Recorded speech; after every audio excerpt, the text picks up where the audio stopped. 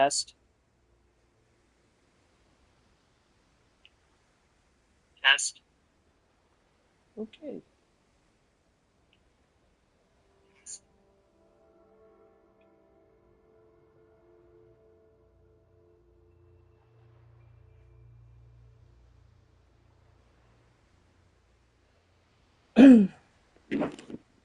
Hello there, everybody.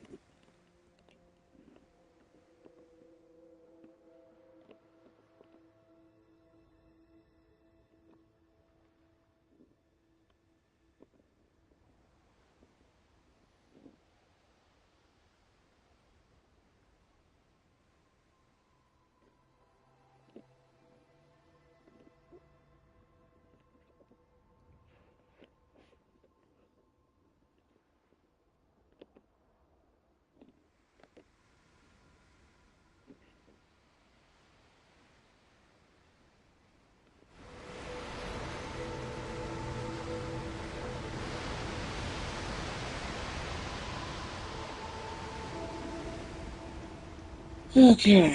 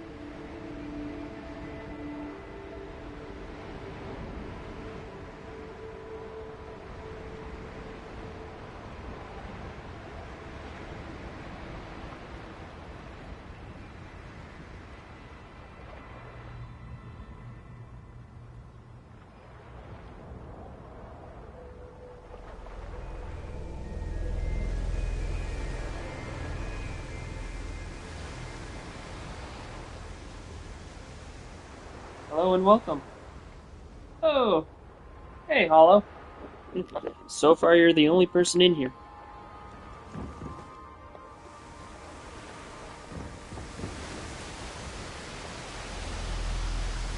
And since you're here,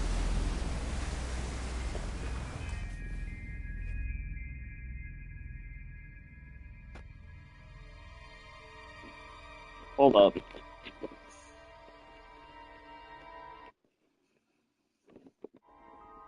Okay.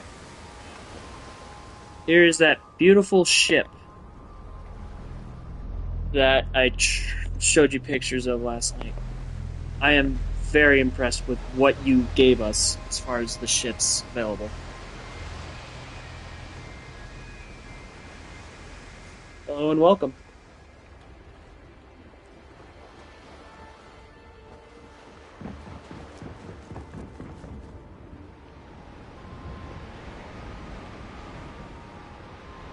And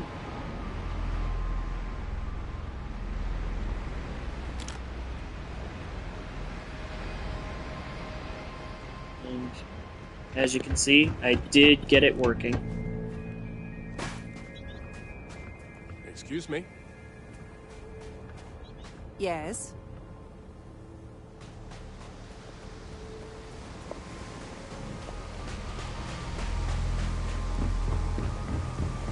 This one's going to be a long broadcast tonight, so hopefully we'll actually get to see it, progress as far as monetary income. That's what it's up to right now. So we'll see.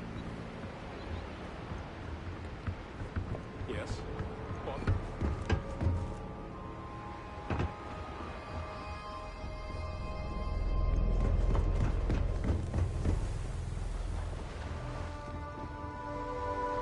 I'm sorry, it looked so much like a bird. I had to adjust it. Oh, still really want to turn those legs around. I probably should have done that. I put the landing gear because they looked like bird feet by its stomach. However, just when they were facing the other way. Let's see if I can't fix that.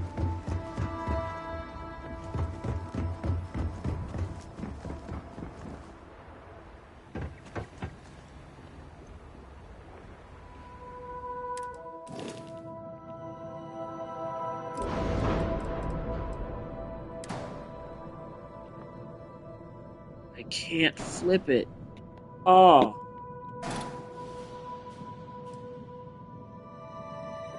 Man, that bites. I wish you could flip these. Unless... maybe?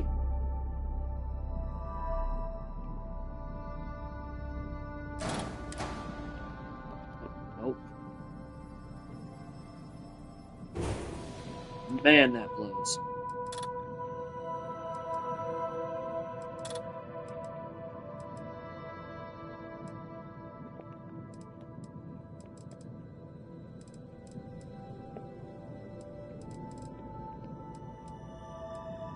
That is unfortunate, but oh well.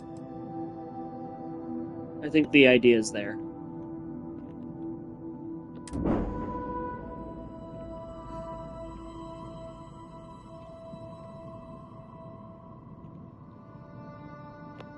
Hoping more people show up so I can actually do what I'm gonna do.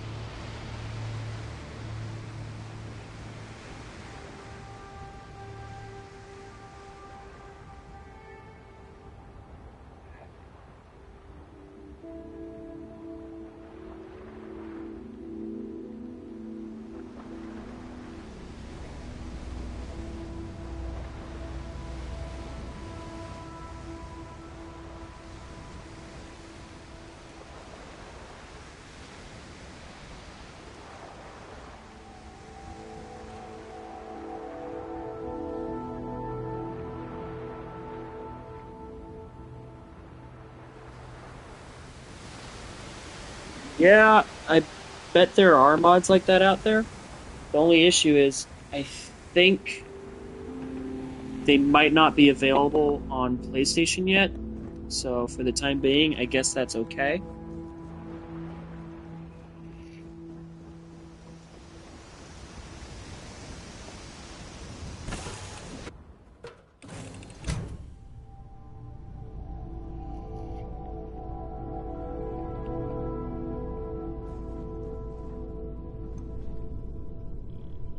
I figure out what that hiccup is that I'm dealing with. Kind of curious about that. Only happens when I enter ships. Which is weird because I have the game set to performance, not graphical output, but okay.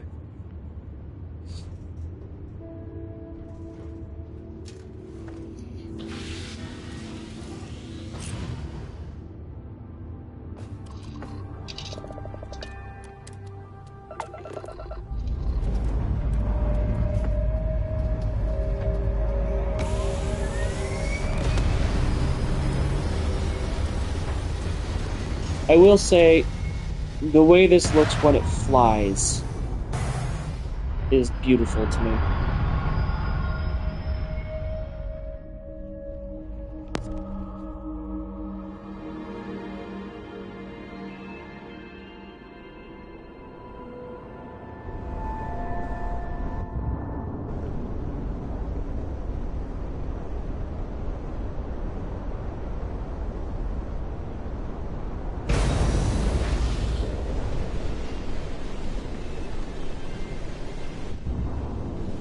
Ooh, okay then.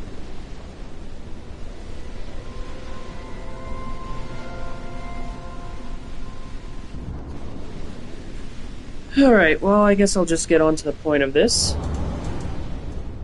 so that it's at least in the saved recording. So, the purpose of today's broadcast is bringing highlight to two mods that I recently installed, which I think are really awesome, especially if you're someone who likes to get money over time, or if you're someone who wants to get their hands on some legendary tier gear early on. The two mods I am reviewing are Lucky Larry's and... Actually, let me pull them up so I don't butcher their names. Lucky Larry's and Interstellar Trade. Two great mods, both by someone who is very dedicated to giving us the best that they can. Holonauts. So far, this is my only introduction to them, and I'm honestly looking forward to more with what I've seen with these two mods.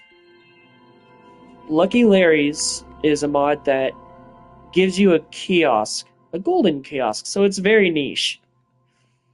That gives you access to legendary tier gear, spacesuits, jetpacks, helmets, and weapons. The kiosk is placeable at either your player home or your outpost, or even, in fact, actually let me verify this just to be sure so I don't say the wrong thing. I believe you can even place it here in your ship. I like this because constantly going through New Game Plus runs, I like being able to grab gear and experiment with it. Especially given the fact that the whole point of Starfield is to be able to constantly grow your gear and constantly build it up to what you're hoping for.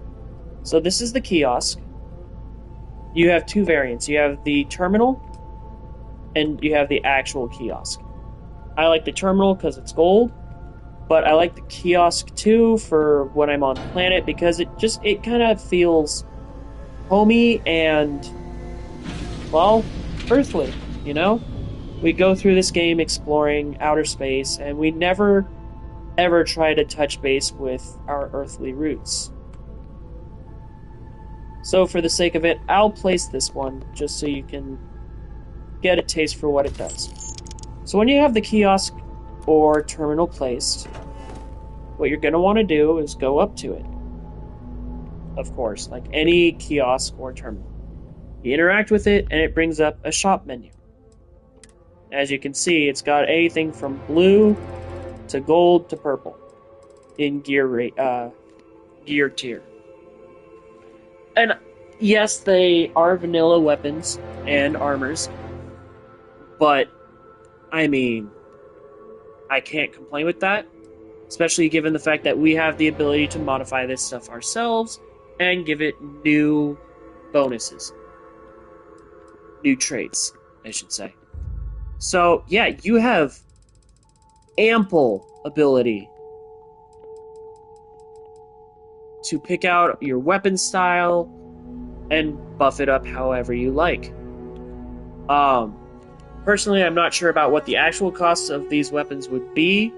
I don't know if he has set their costs to 0 or not. I have something on here that makes all purchases cost 0 credits. So there's the weapons. Here's the suits. Again, blue, purple, and gold. Same with the packs. And it's not just like one type of pack or another. It's all the types of packs you can pretty much get your hands on from the original vanilla layout of Starfield. At one point, I actually saw... I think it was either in this or in the other mod by Holonauts. You can get your hands on the Mantis gear. Standard Mantis gear. Standard outfits. You got your aid, notes, and your resources.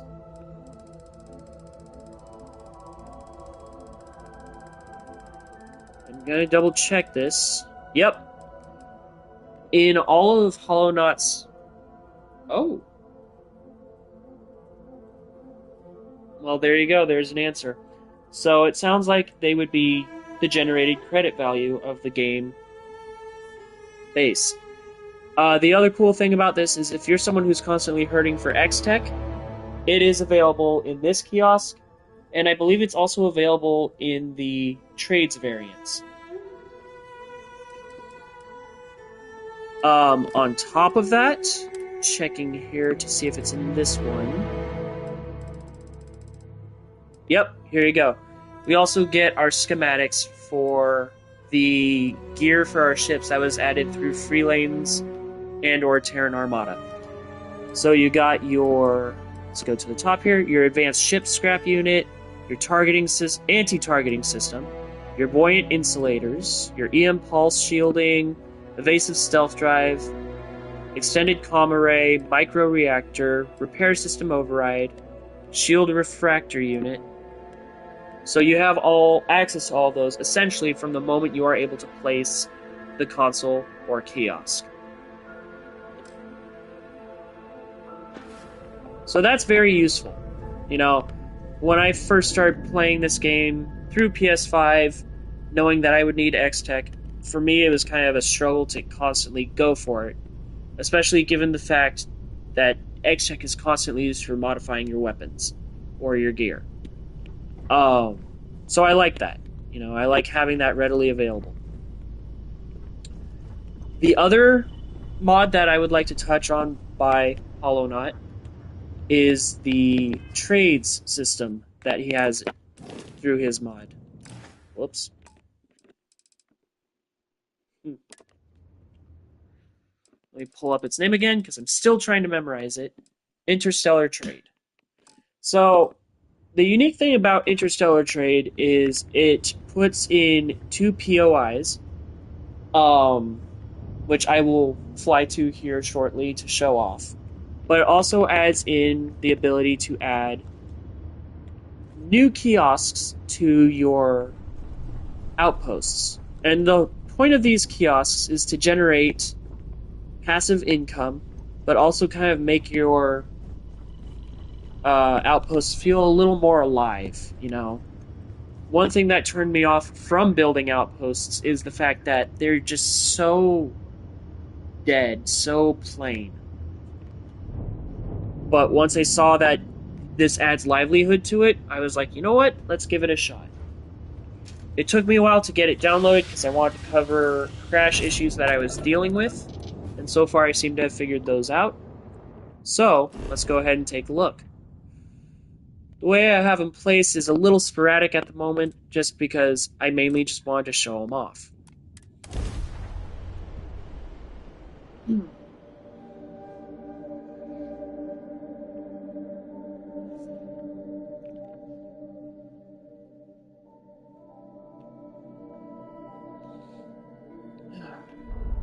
Okay, hello. Alright, here we are. So, here's some of the kiosks. You've got your... You're on a table, buddy. Okay. Need to place that differently. You've got your Ryujin kiosk. So that gives you access to Ryujin items. You've got the WAST distribution terminal. This one, when I first placed it, I was a little confused because I was thinking it would also give you access to shipbuilding. But again, looking through it, it gives you access to gear and weaponry. I believe... Let's see here. So yes, you do get resources from it. Packs, helmets, apparel.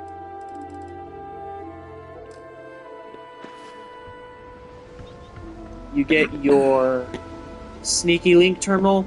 This is kind of nice because it sort of acts like its own form of a black market in a way. Going through here, let's look at miscellaneous. This gives you access to antiquities, digipicks, harvested organs, mech components, stolen artwork, Varun heretic writings, and Xeno warfare tech. So, all of your contrabands. You get apparel in this one as well. You get jetpacks, spacesuits.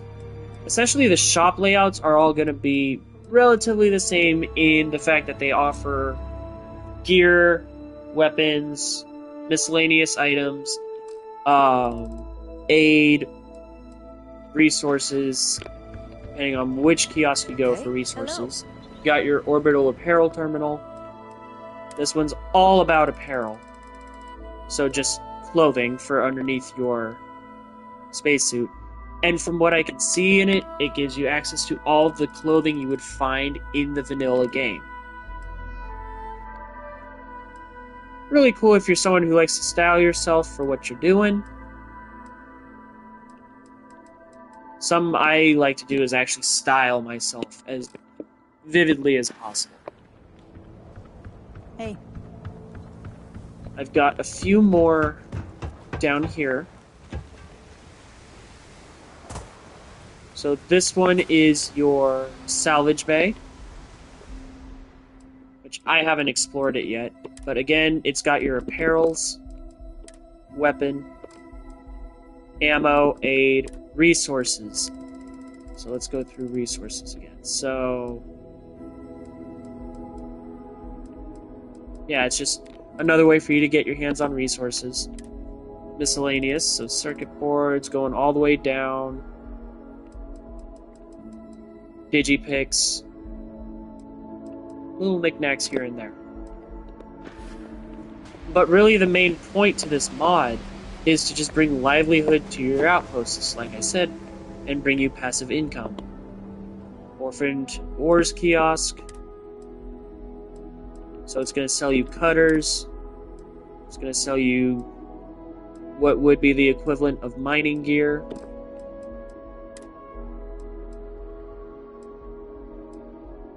Miners based or standard worker based apparel.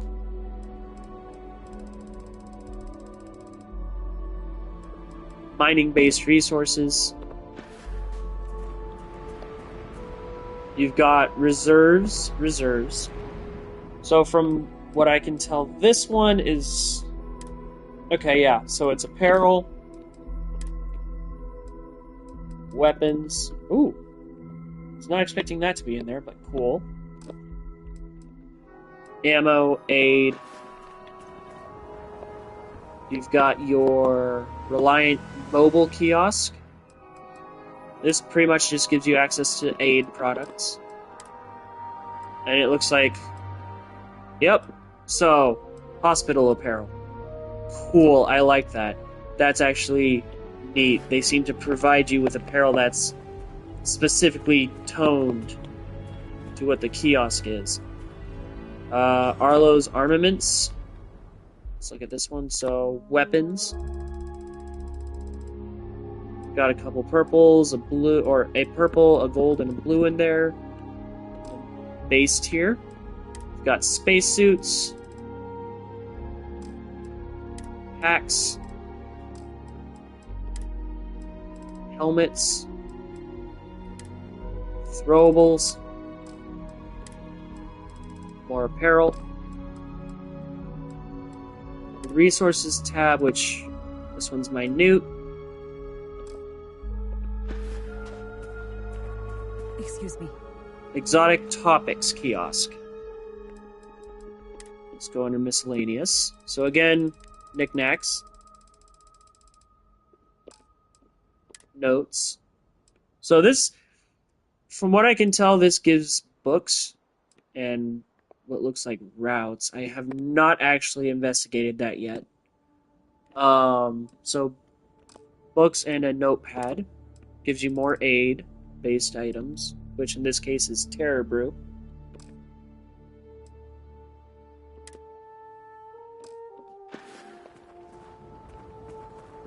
And then we've got Homesteader. So more spacesuits. Ooh. Okay, something with chameleon on it. Marine spacesuit. Hacks. Helmets. More apparel. I like that these kind of give you more of a variety here in this one, just because it's Homesteader. It's meant to be everyday lifestyle, from what I can tell. Aid. More notes. So books. Nice. Resources. Miscellaneous, so digipicks. But the real idea is to provide passive income. When you have all of these kiosks down, or the amount of kiosks you want down, the two things you need to put into your outposts are this antenna, and where I place mine is just kind of behind one of the stalls, the market link safe. Once you have these put in there, then what should happen is the game should be giving you passive income per every 48 UT-based hours. So 2 Universal Time days. With that said, what we are going to do is take you to the 2 POIs. Actually, we're going to talk about this real quick before that. So, the other part of the trades mod is one of the POIs gives you access to ships that Holonauts has actually built and developed. They use vanilla pieces, which is nice because if you're someone who, like me, likes to use the cloaking tech on your ships, the less detail you have interior, the better. Because the more detail interiorly, the less likely the stealth drive is to actually work. It'll activate and then you'll crash. So I like habs that have less detail. Going through here, I actually went through and bought every ship that is offered in this mod. So, here's one of them, the Taito Trader. I like how it looks kind of stacked, and I love the coloring on it. But the whole theme behind this is these are ships you would see either smuggling or trading. Iron Elephant, the Peregrine Guys, Pelican Transport, and then, of course, this ship. I renamed it, so I couldn't tell you what the default name was. But again, it's all trade/smuggling themed.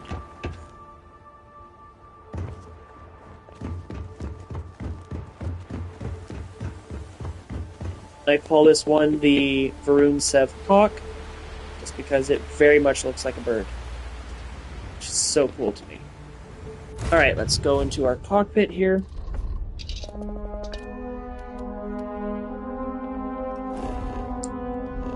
Then let's make sure I can find this place correctly, because it took me a little bit of time.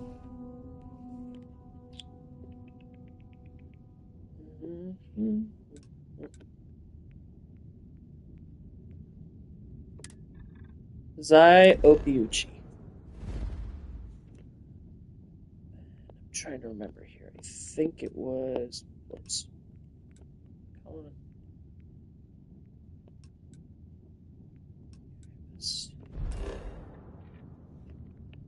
Okay, so these are the two POIs. You've got the Wast Shipping Station Obsidian and Smuggler's Shack.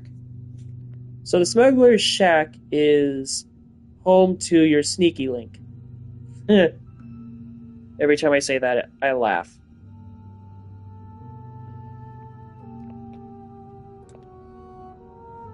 But let's go to Wast first.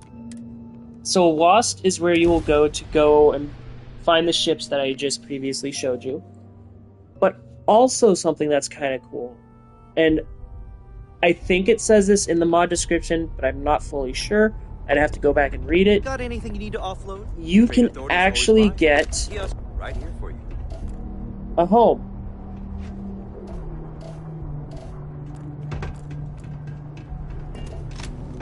So the home, I haven't done anything with it yet. I just went ahead and bought it so that I could show it when I did this. Small little apartment right up here at the top floor.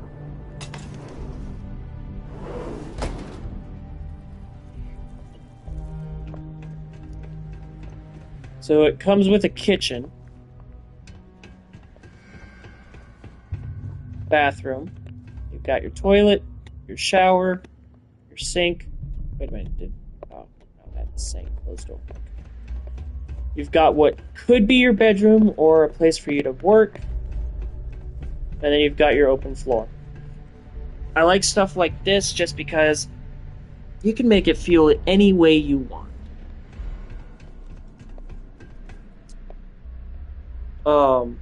So I am thankful to Holonauts for putting this in here. Now, once you're done in there,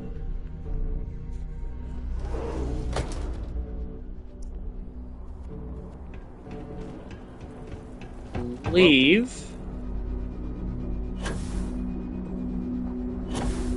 Yep, right here. This gentleman right here is your Wast shipwright. You should inspect your ship for and as you know, you talk to the shipwrights to either buy or work on your ships. Don't know if he's restocked or not, but let's find out. Nope, didn't restock. Like I said, I bought them all. You'll do your ship repairs, you can buy your vehicle, modify.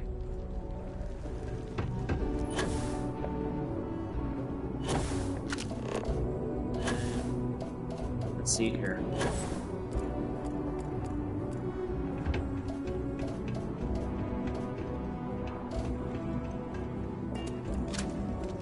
Lost distribution.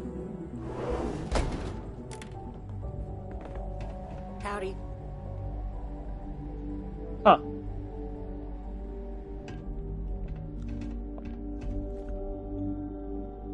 So, okay, nope, there's the...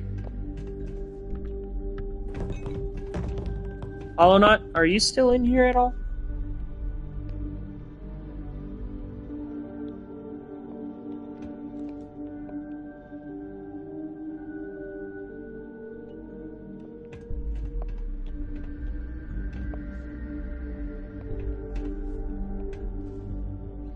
Out of curiosity, I don't know if this was something you did in the mod or not, or if it's just how the game processed it, but looking, for instance, at this deep recon suit, there's no owned marker, meaning, like, if I was to pick it up, it wouldn't count as theft.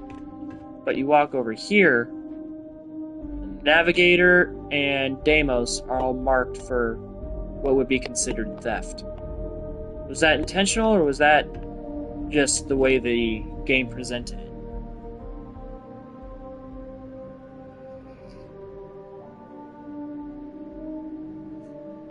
Hey, you know what? Minor bug, and honestly, it's a great work for people's brains. Make them try and figure out methodology of it, or just build their own, you know, backstory. Like,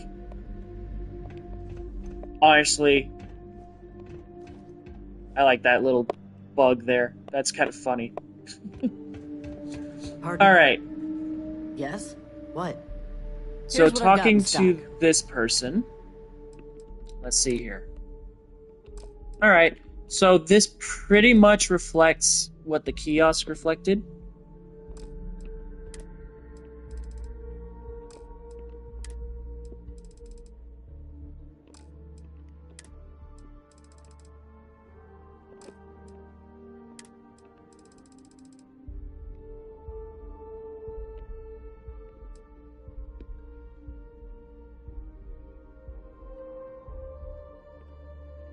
Okay.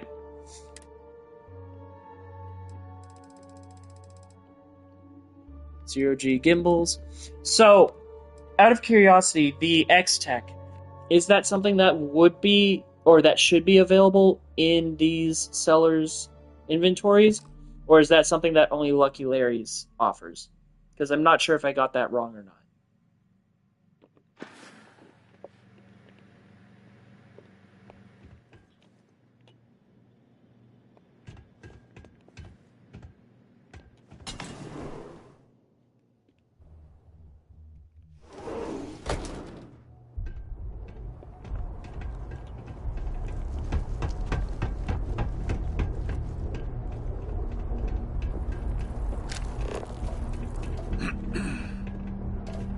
Okay, hello? Lucky Larry specific.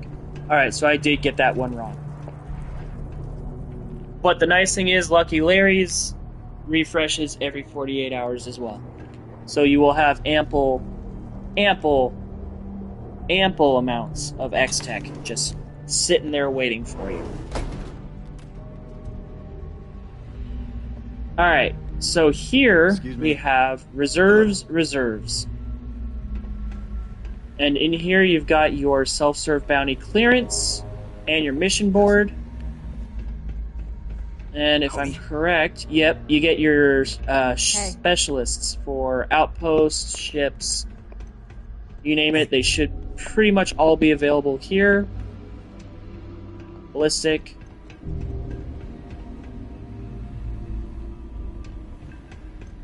Yes. What?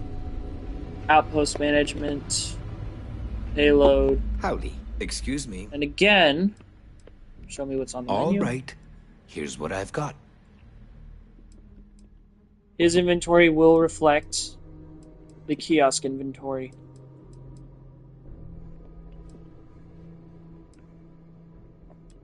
Wait. Oh, that's the U. Okay. But yeah, I mean, all in all, great mod. This is also the guy you want to talk to get the apartment that's above. I like having my player homes. Pardon? All in all, great mods. And Holonaut has told me there will be plenty more on the way. One second here, folks. Let's go here.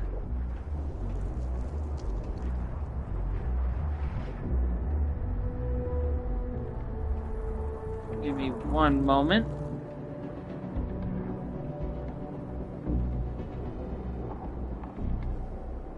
All right.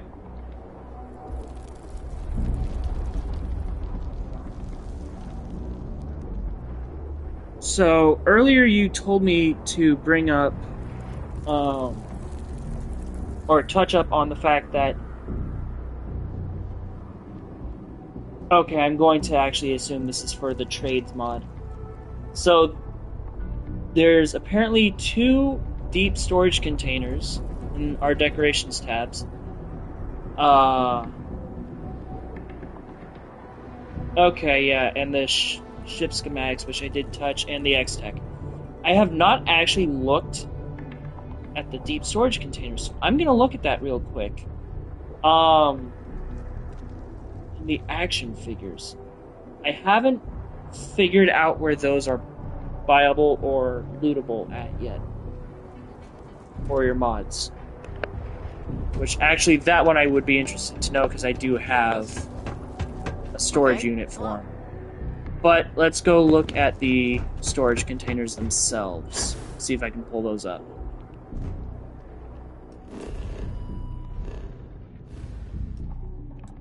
Alright, let's go back to... Actually... There's that. Okay. We are gonna go... Ophian. We are gonna go here. Fresh outpost. Just for me to build stuff on.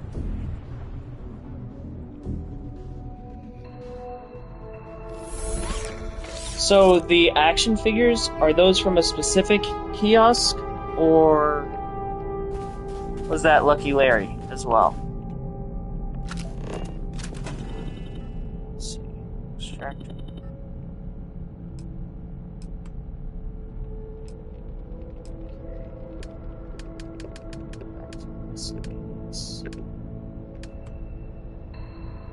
Scan booster, cargo link, crew station, systems. Okay, Lucky Larry is miscellaneous. Landing pad, self-service. Link.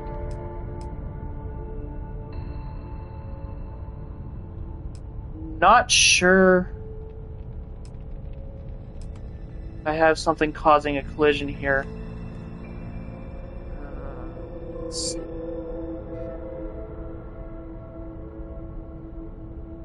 I want to make sure I look in the right spot.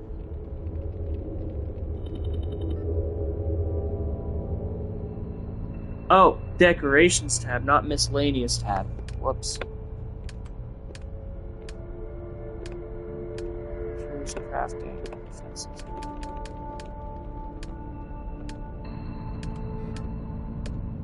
Displays decorations. Okay. Storage crate. Storage box.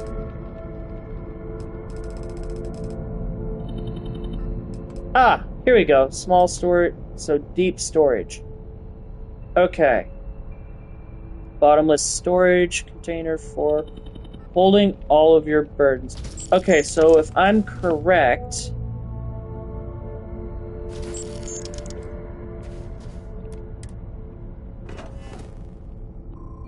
Let's take a look here. Yep, okay. So this is an infinite storage. Very useful. I like that. I'm actually going to go put those in my main player home. But as you can see, so there's the large and there's the small. Both are infinite. Interstellar trade. Okay. So small storage and the large one are from Interstellar. Alright. So lots of goodies here. That makes me happy. Oh, that's what you meant. The small storage and... Okay. So these are limited storage.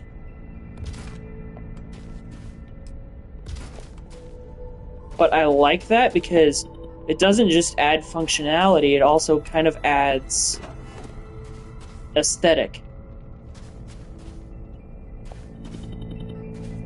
Like, I like the deep storage, but, you know, every now and then when you're building an outpost, or in my case, decorating a player home, you want some sort of rough and edge aesthetic, especially if you're someone that's playing as either a smuggler or a tradesman.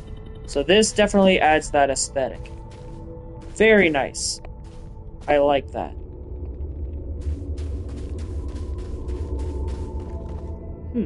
Okay.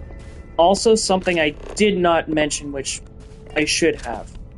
Let me go pull it up real quick.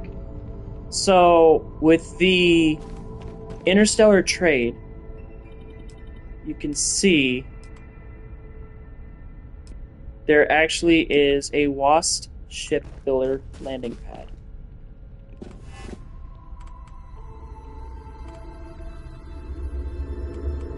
Come on, stick drift.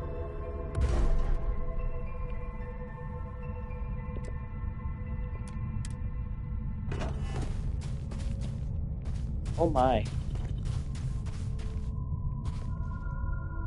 So I was probably supposed to be able to raise that up a bit.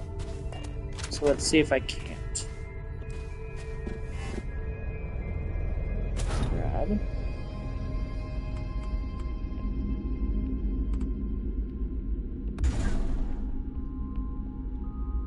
Huh. Okay, Hollow. I don't know if this is a bug or if I'm not doing this right. But from the looks of it... Oh my.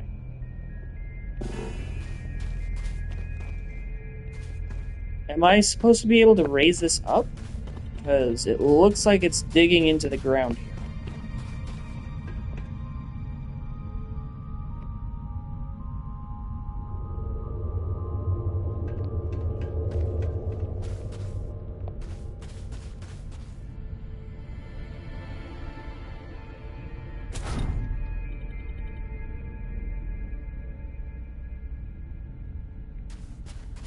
Huh.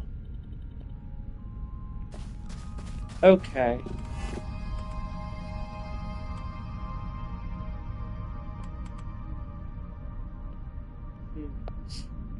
I don't know if there's any way you can change that, just because at least from my viewpoint, having something like that that can't be raised, that cuts into the ground, looks funky.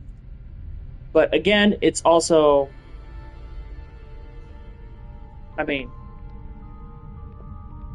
like you said, it's fixed. So it might just be the landing pad type. Okay. Well, let's get to the point of this landing pad. So, landing pads. Most landing pads, especially through mods, tend to have shipbuilding on them. So here we go. Wasp ship kiosk. Just to check. Okay. So every time you put one of these kiosks in, you have the ability to buy the ships again. So there's the Ghost Hawk. So I wasn't far off when I renamed my ship the Varun Sev Hawk. So this is what my ship looked like when I bought it versus what I turned it into. But as you can see, it's the same ships.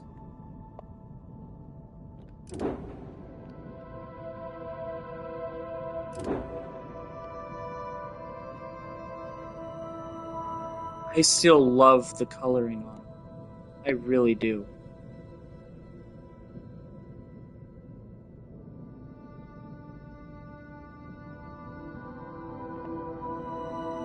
That is so neat.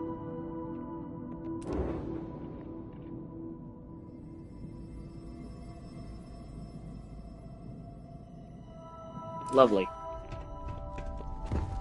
But yeah. So, all in all, I would say that Hollow, in my opinion, your mods are definitely worth downloading, especially knowing that you're someone who pays close attention to what you put in and how it looks. On a recommendation scale, I would definitely say a solid 9.8. The only reason I'm giving it a 9.8 is I'm not necessarily someone that builds outposts. So from an outpost builder's perspective, I would definitely say it would be a 10 because it adds livelihood. As far as the interstellar trade is considered, as far as Lucky Larry's is considered, I definitely say that is a 10 out of 10.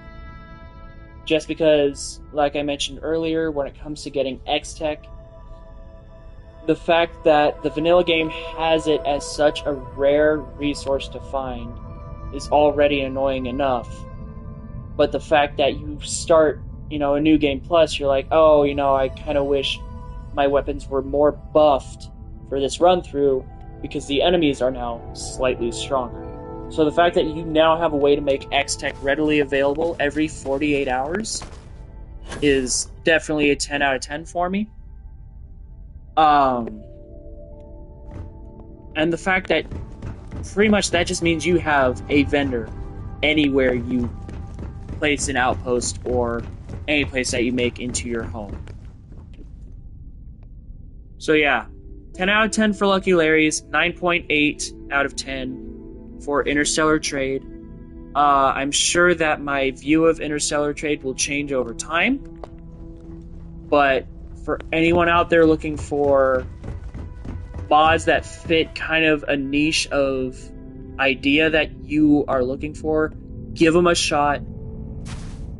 Definitely enjoy it for what it is. Because regardless of the small little tidbits of like the landing pad digging into the ground, very beautiful. Plus, there aren't very many mods out there currently, especially for PS5, that offer storage units that have unlimited storage space. That is another huge benefit to this. With that said, I am definitely going to try and build a ship here. Or, I should say, rebuild. But first, let's do this. Let's go in here. Buy a ship. I think the one I'm going to remake is this. Okay.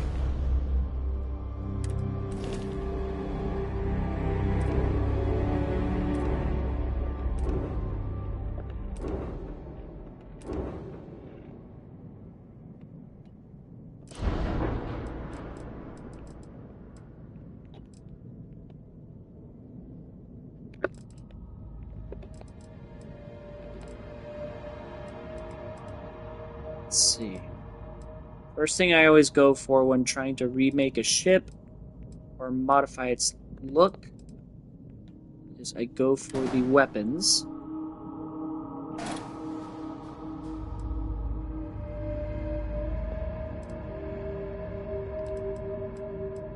And their mounting areas.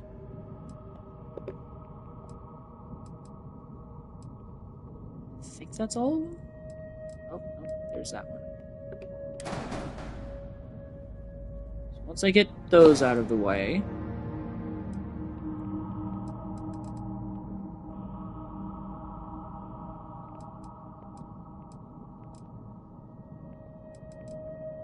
let's take off the extra bits.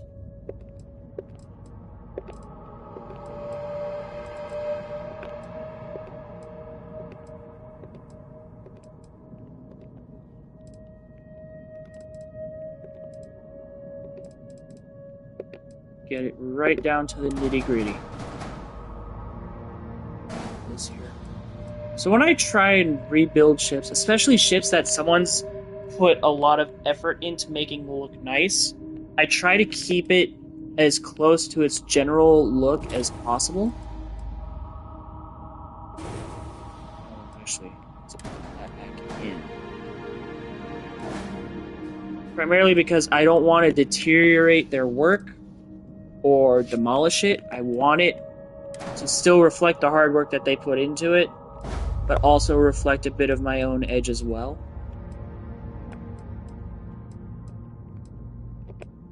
This. There's the grav drive. And the reactor. Okay.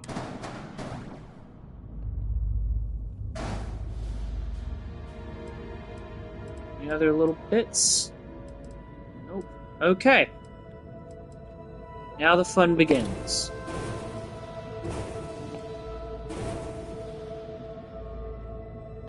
So let's see here. I think the first thing I'm gonna do is probably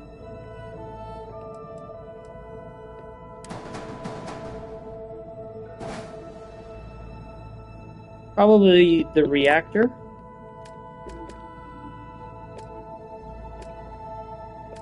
And in my opinion, the one I am about to use, this is from Varun Sev. I like this because if you are inventive enough, you can find a way to fit it into any build on a ship. The only hiccup is... That's a mid-racer, okay. The only hiccup is its size. So you gotta take into consideration the fact that it's a double-decker. Which to most people might not be a big issue. Alright. Got that in there. How can I...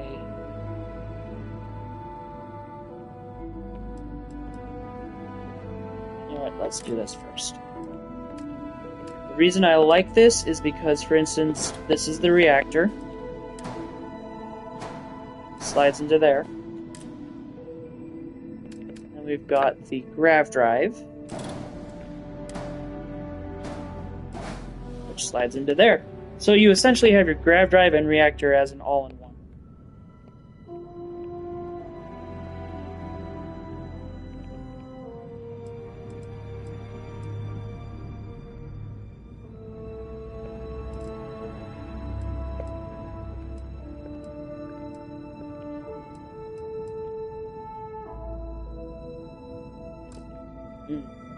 Okay.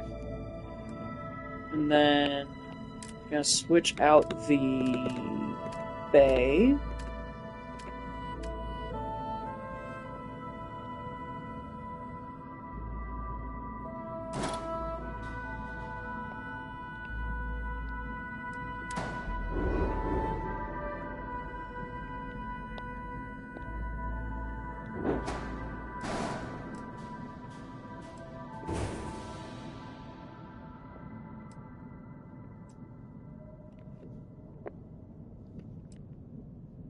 Now, the thing about this bay is by itself it looks pretty strange. But as you can see for its description, it says Varunsev Landing Bay version 2, 4 hatch. Which in this case is this back piece right here. Oops, this back entry point. And with that being on there, flip it around. I'm going to actually want to bring it forward a bit. Go to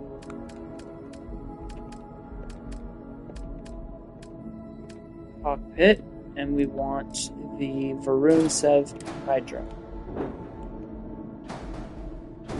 So the Hydra is a 2-entry cockpit, which is nice because when you put it on there, that kind of eliminates the issue of having your landing bay connected to your cockpit. You won't have to worry about that being an issue. Then you can start doing stuff like building an overhead above it for design looks, or building around it. So in this case, we've got the all-in-one control, another all-in-one companionway, Stroud Engineering. Okay, so here, instead of having companionways, what we are gonna do, might have to go somewhere else to do it, but I'm gonna double check just to be sure.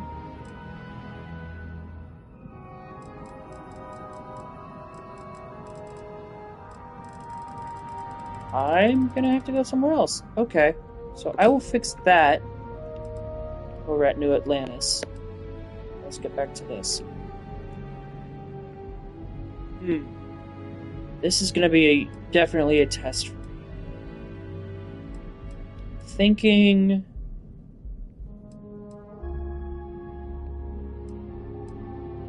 possibly.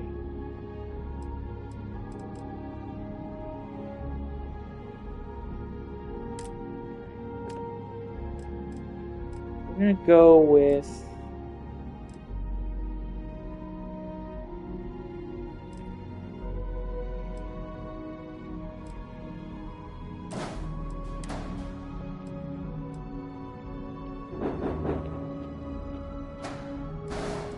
that, give kind of a viewpoint.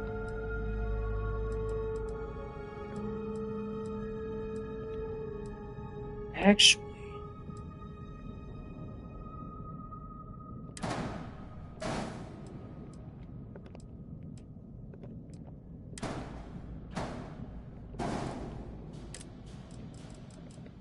Here's a cool little thing, and... Hello, I hope you're still in here to see this. So, for safety reasons, when you use this particular hab, it's a gravity manipulator, I do not recommend going to the 1x1x8, because that is 8 floors. Alright? Unless you are really trying to build a bulky ship, do not do it. If you want more than 2 floors, I would say your safest bet would be at most 4 or 3. Otherwise, just stick to the standard 1x1x2. This is unique because, let's say I wanted to do... Ooh, you don't have any crew habs. Okay. This I like. Oops. That. Holy crap, these are 3-tier. Alright. All in one. Oh. These are only... engineering. Okay. Let's see if I cannot... Where's Stroud? Where's Stroud?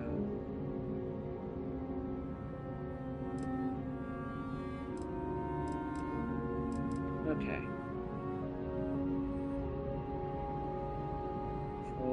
Infirmary, living quarters. Okay. So for the sake of sake, go this, this.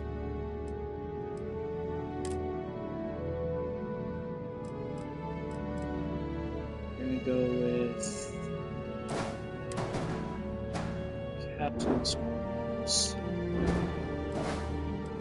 So I'm just doing this to kind of show off.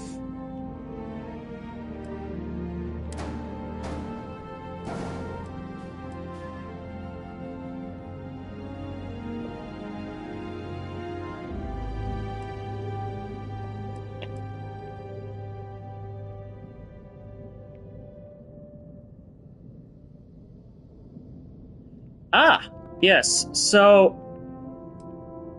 oops. Hold on a second. Let me get this fixed up real quick. I just did that wrong. There we go. Yeah. So the interesting thing about a gravity manipulator like this, for instance, if you have anything loose floating around your ship, or that just kind of ruined it. If you have any loose items like little decorations, stuff like that, that's just loose in your ship. The moment you yourself enter that manipulator, it's like 0G gets turned on for the whole ship. Your crew will float, and the items will float. So, typically, I would only save this for if it's a ship being piloted by you, but then again, that is up to the user's discretion. Otherwise, just enjoy it. Let's see. We're gonna do armory down here.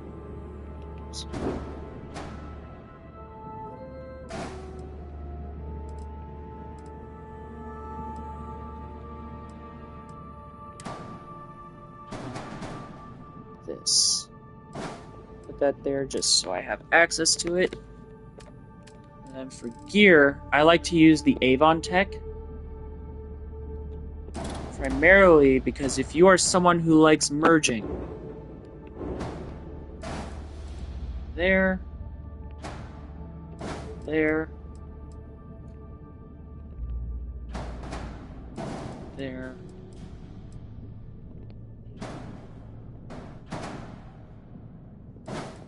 there.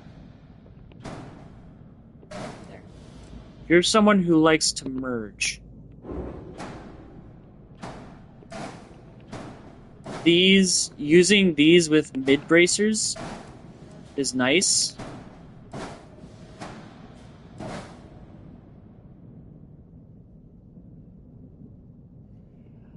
I don't think so, because someone has tried something like that using levitation control rings, which is a piece of gear you put on, and it essentially allows you to manipulate the gravity, depending on which ring you're wearing. The issue with it is, though, again, I mean, in their instance, it doesn't cause things to float around them, but doing something like that is tricky because you have to manipulate a whole bunch of values, so that way they don't all collide at once in what you're doing. And not a lot of people have the experience to try that, or the want to try and do it, because they're afraid they're going to either screw it up or cause massive crashes for anyone that uses their mod, you know? But the closest thing I've seen to anything other than a fixed gravitational implementation is the rings. And personally, I didn't like those very much, just because, I don't know, it felt too loose when you're on a planet versus in a place like a ship that's closed in, you know? But that's just my preference. If using open gravity like that is something you'd be into, definitely give it a kick. I'm not going to tell you not to. Okay. Put all of this back. Jesus. 2, 3, 6, 7, 8, 9, 10, 12, 13, 14, and 15. Okay.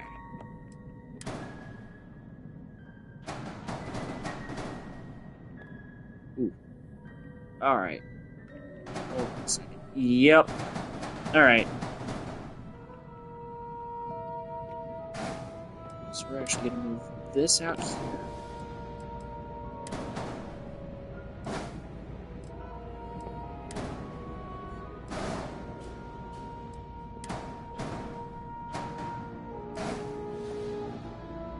Okay.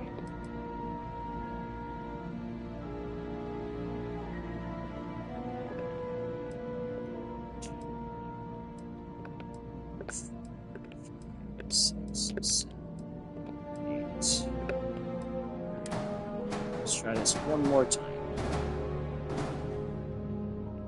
That makes that far. Perfect. Ooh. Hold up a tick. Oopsies. That was... Knew something else was clipping, and I just forgot what it was. Okay. Here, we're gonna put you down here. I'm gonna put you back there.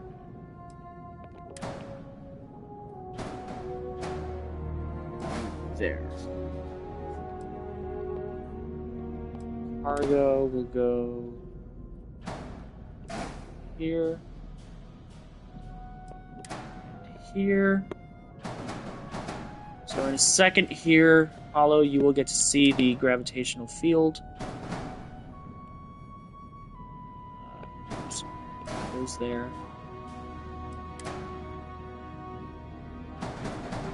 That goes back there. Alright. You...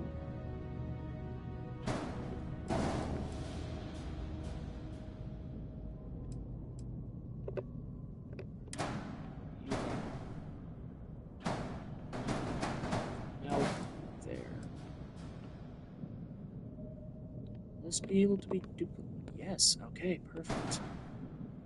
Gonna make things so much easier in the future for this ship. Oops. There. Weapons I'm gonna take off, because I have some weapons in mind, but I'm not placing them until I get to doing things. Alright. The shield core there. These right here. Alrighty.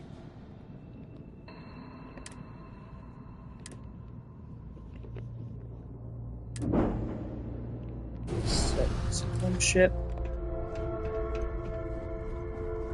Come on. Okay.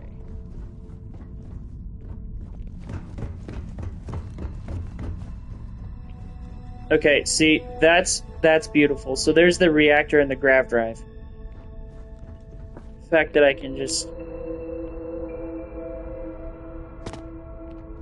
That is so pretty, just to be able to see that.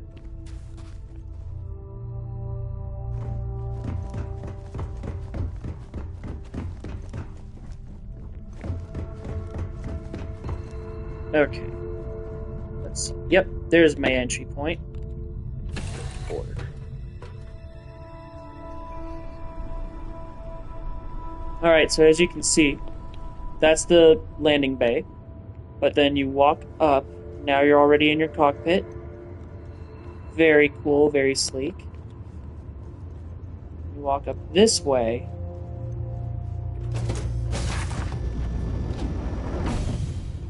Now you're in the ship. If I remember correctly. Yep, okay. So this is the gravity area. Let's see, do I have any? Yep, that's loose. That's loose. So you'll see here the items on the ground. As soon as I walk in, see how they float?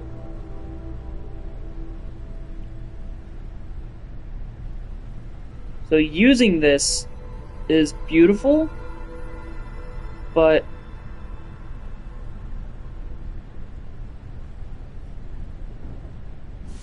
you can see, like, that's the only niche about this, or the issue with it, is it makes stuff float whenever you enter.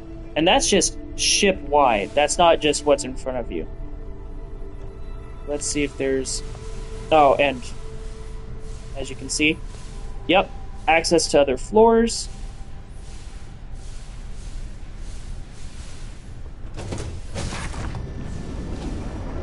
Anything in here that was loose and floating? Yep, there's some stuff right there.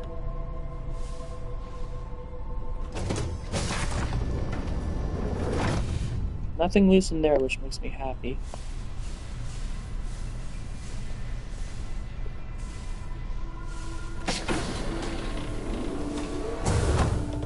And then as soon as you enter, it all just falls. It's kind of an interesting concept, because it's like,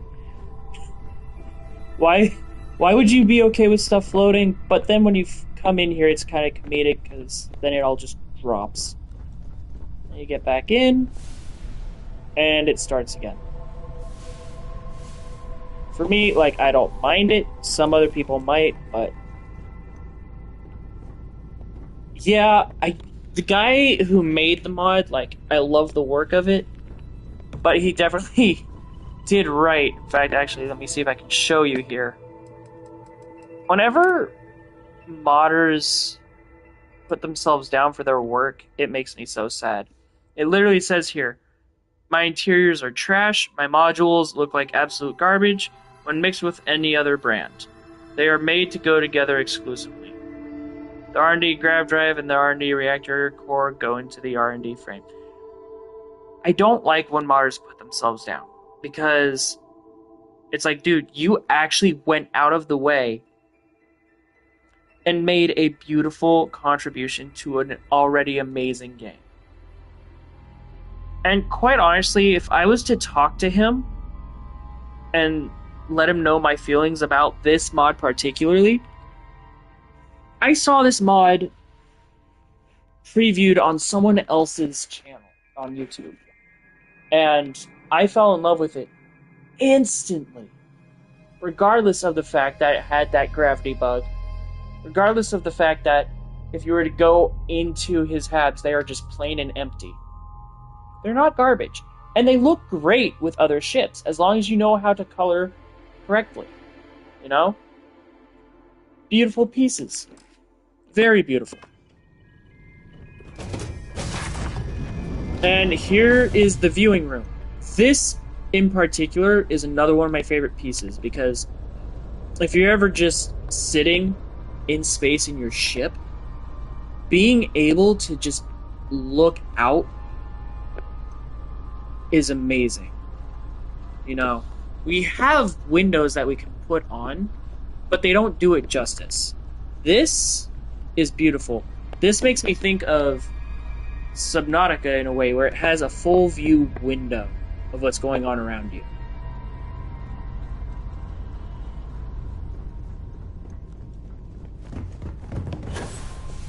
Oh god. Also be careful of boosting or sprinting into that.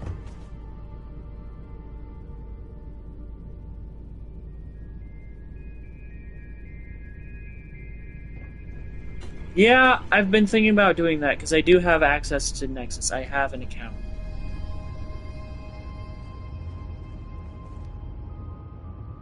Pretty sure he also has a Creations. I'll have to look into it. And I'm also pretty sure he might have a Discord, but again, I'll have to look into it because I do greatly appreciate his work. Just like I appreciate your work and the attention you put into it, I appreciate Falkland's work. That is massive detail that took him hours, if not weeks. And just like I appreciate Darkstar, their work, beautiful. Every mod that I personally have downloaded, I will look through with a fine-tooth comb and choose whether or not I will actually fully use it. But every mod I have downloaded so far, I have loved. If it wasn't for the issues that Creations has with multiple... Okay, that's okay, maybe that's the one issue I have. That. Because now... now I'm stuck.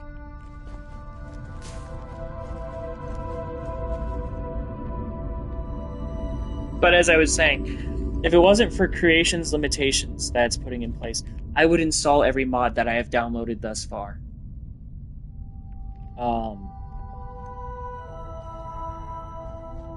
God, if this was Warframe, I would just type unstuck.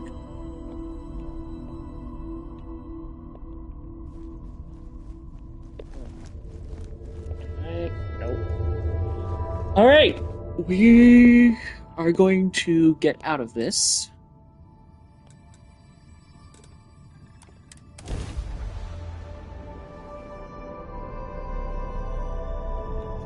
There we go.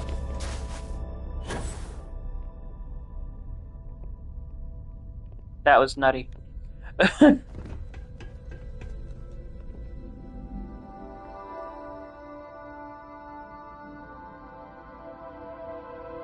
Yeah, I don't doubt it. It seems like, as much as Starfield is a beautiful game, there were definitely some spots where it's been kind of a rush job. But all in all, I love it regardless. You know, it's small little characteristics like that that just make it even more enjoyable for me. Oh, right. Before I can color it, I need to finish it. So, New Atlantis, here we come.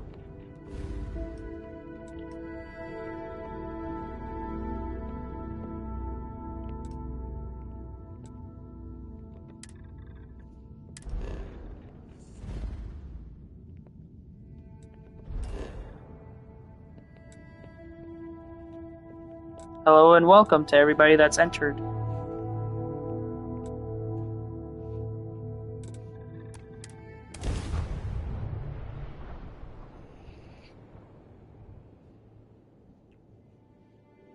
Please feel free to weigh into the conversation and say hi. I love hearing from anyone that comes to view my streams.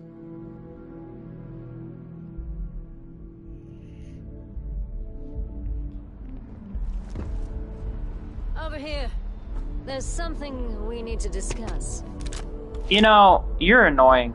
I really want to kill you, but I feel like that would get me in a bunch of trouble, so I'm not going to. Anyway, moving on. Best place to do this would probably be... probably be just going to Falkland in general. Hello and welcome. Right now we are just on the shipbuilding portion of my stream. If you have any questions or any mods you would want me to look at, just please let me know.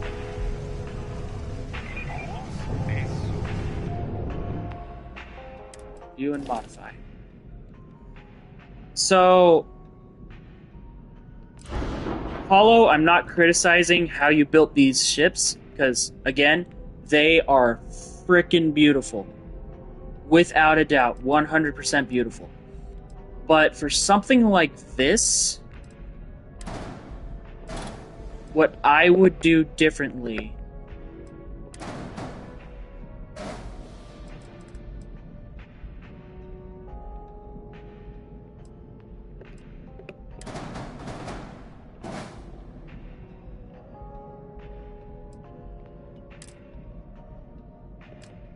and there, I think I may already know the reason you didn't do this, but at the same time,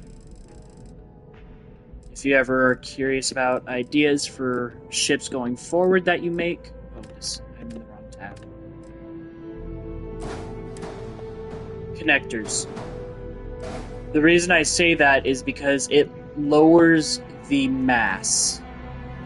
So the mass of that's like 4, and the mass of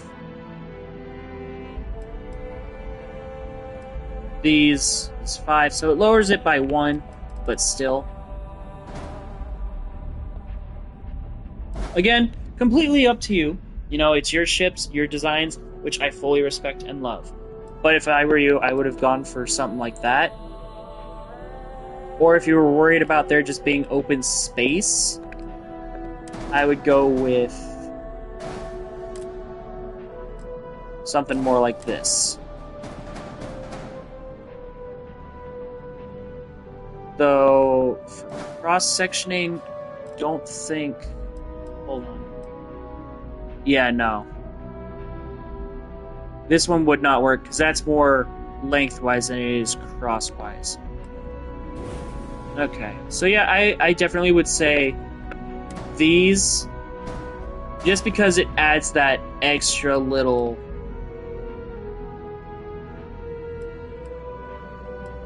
neatness to it. But, you know, I respect everything you do. Also, another idea, if you can somehow, if you ever get into actually making your own ship mods, trying something like pieces like this is kind of a cool idea.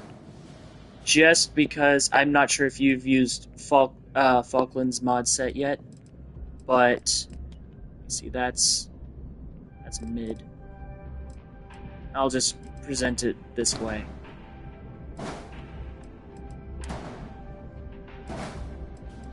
It's the same idea as the connecting braces that I just pulled out.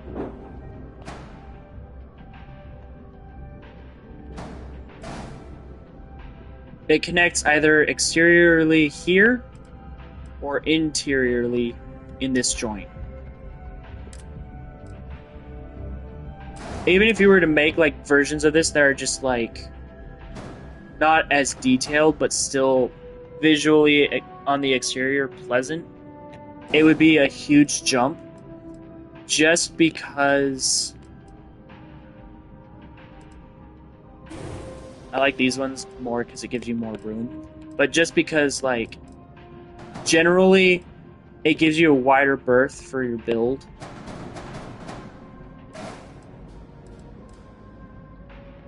Because then you can do stuff like this.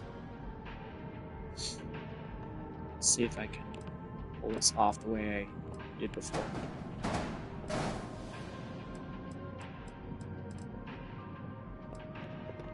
These.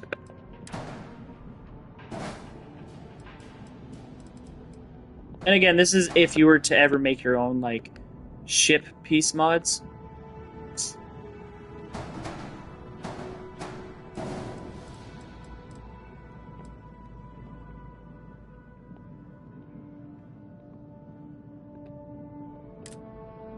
I forgot what button to press there for a second.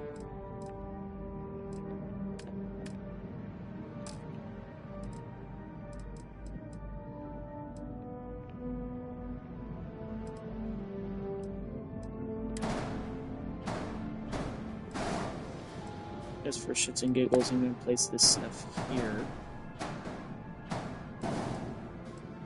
It gives you more room and variety with these. But, all in all, that's on you if you ever decide to go down that route.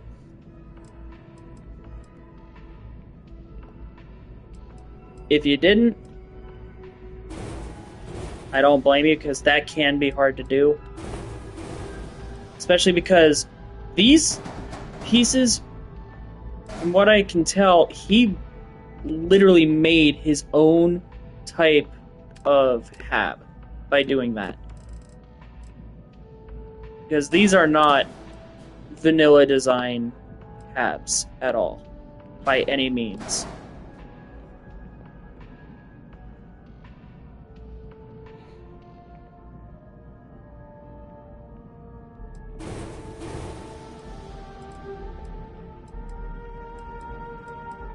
Here, back it up just a bit.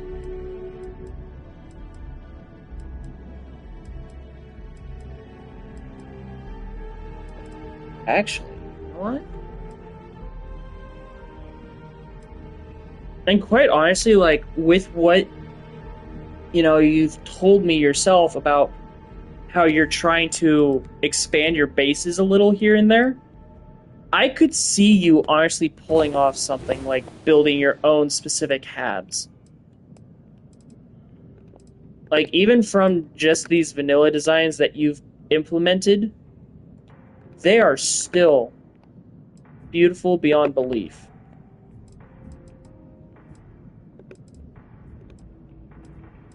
I mean, you built POIs out of nothing. And that in itself is quite miraculous.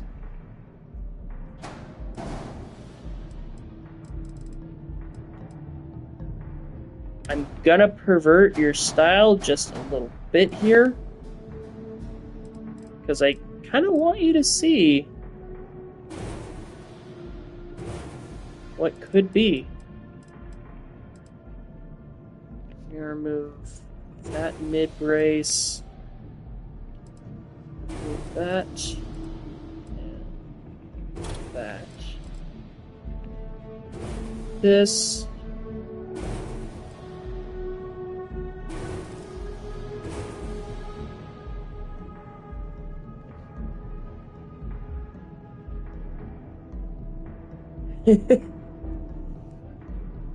When you say outpost habs, you mean habs specifically for outposts, or bringing the aspect of using an outpost hab as part of a ship?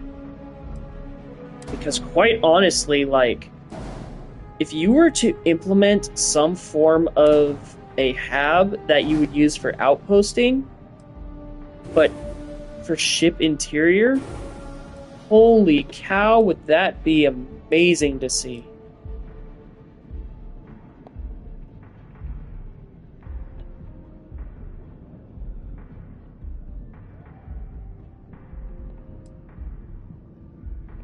And I just gave myself an idea. Oh, rats. I thought we just stumbled on a new possible concept.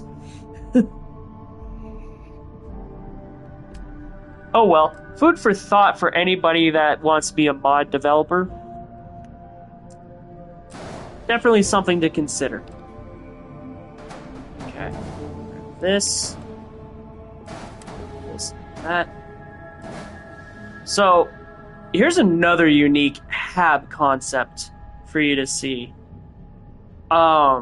These Y-shaped habs. You'll see what I'm talking about when I enter the ship, but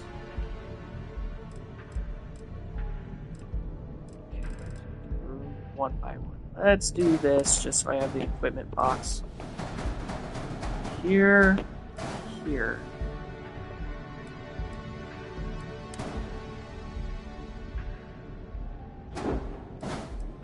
One there.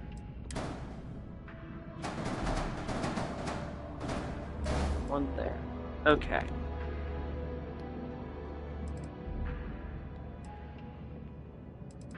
Move this. Keep the storages side by side.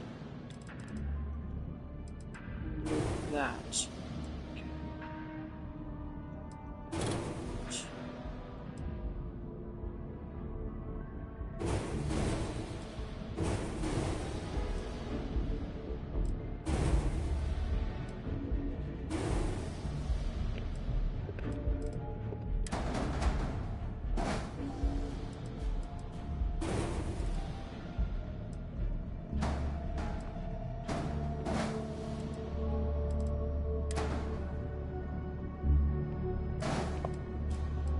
Designing ships is definitely something I think I live for, because every time I do it, my mind just always comes up with the most, in my opinion, most interesting combinations.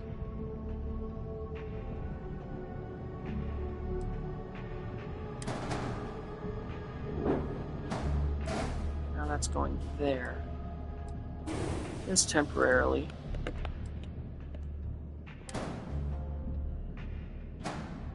Not done with those. These.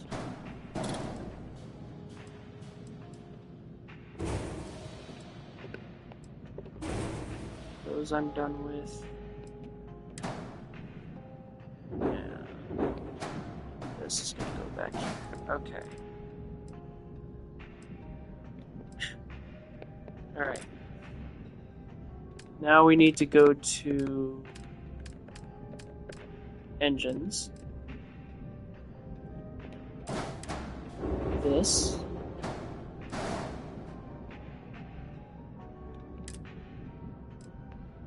And we're gonna go ahead with these again.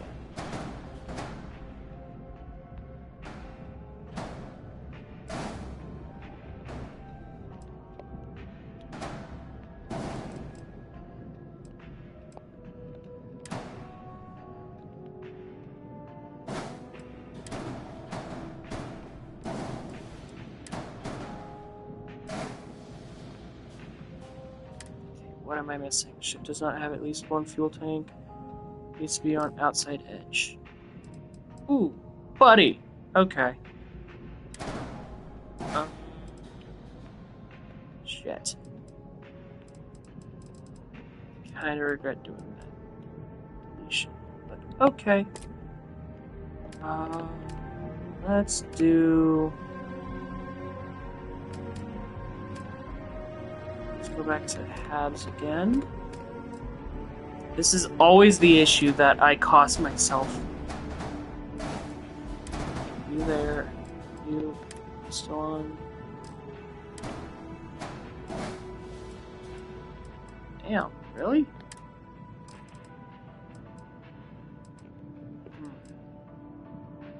Okay. Move you. Fuck it. You there. You there. How are you not on the...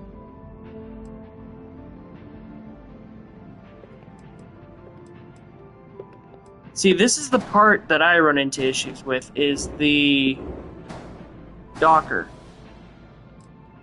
Like, how is that not the outside of the ship?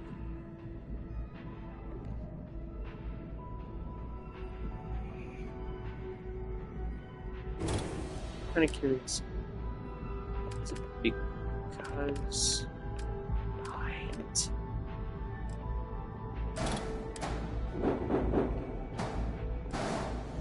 No, it was height. Okay.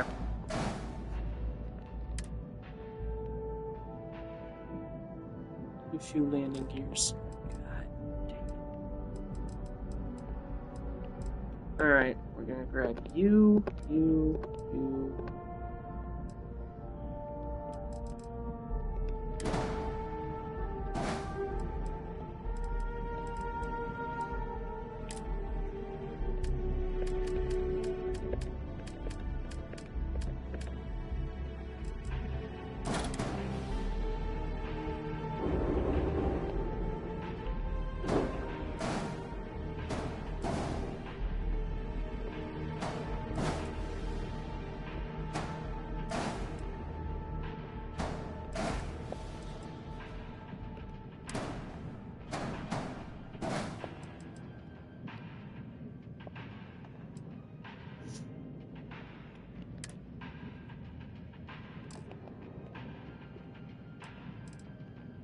Huh.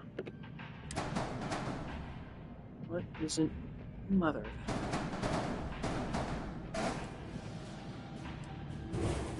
Okay. Fuel tanks.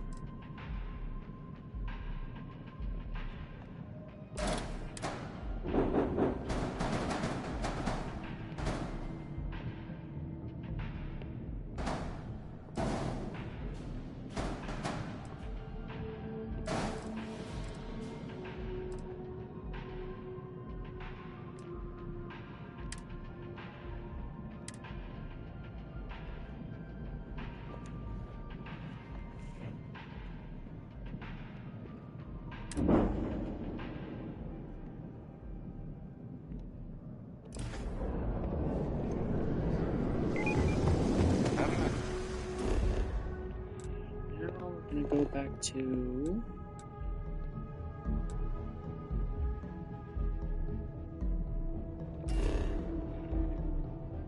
my original outpost.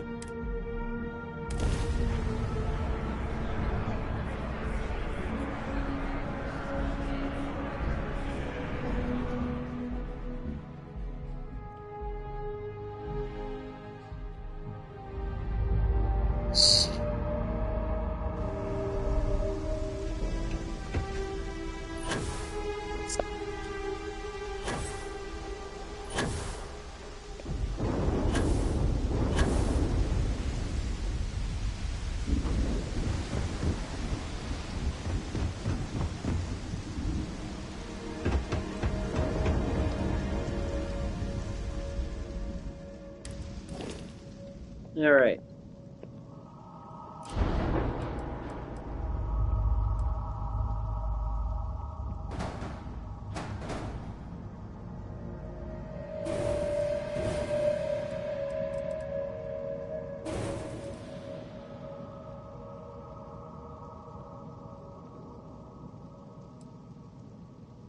Now, how can I? Ooh.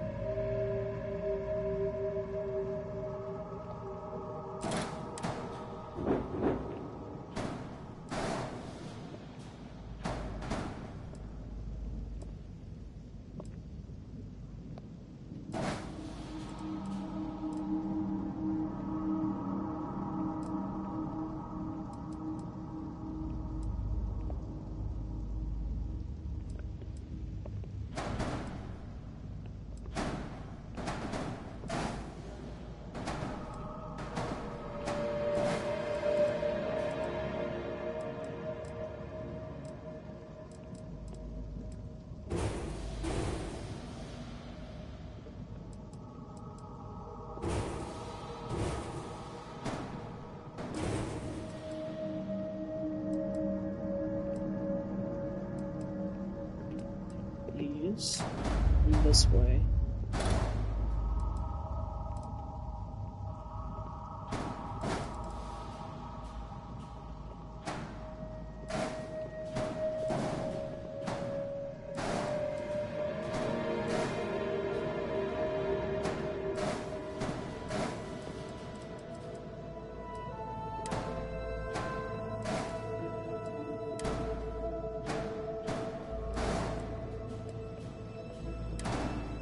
Which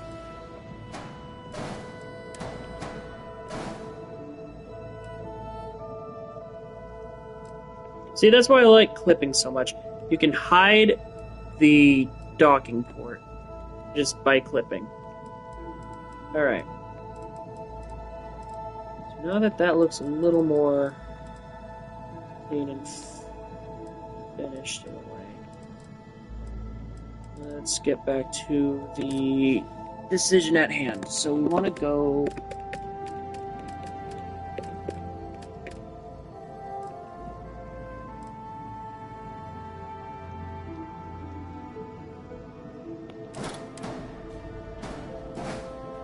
there.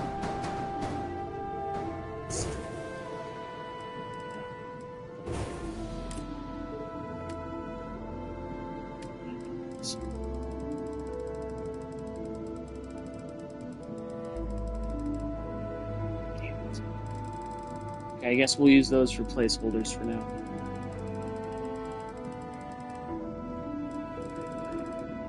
Damo's companion, Damo's long one. One there.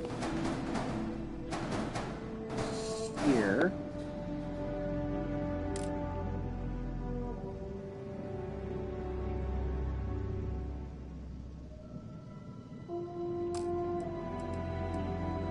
Do here is we're gonna flip you to the back. Use you as an elbow.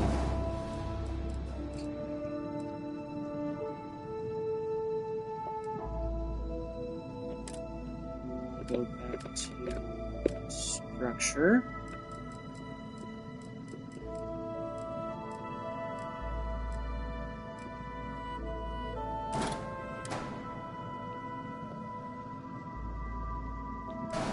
This time there's another variant.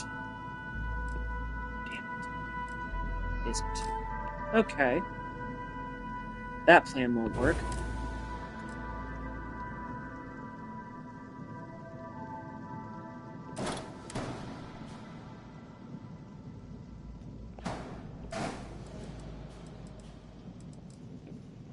Not there.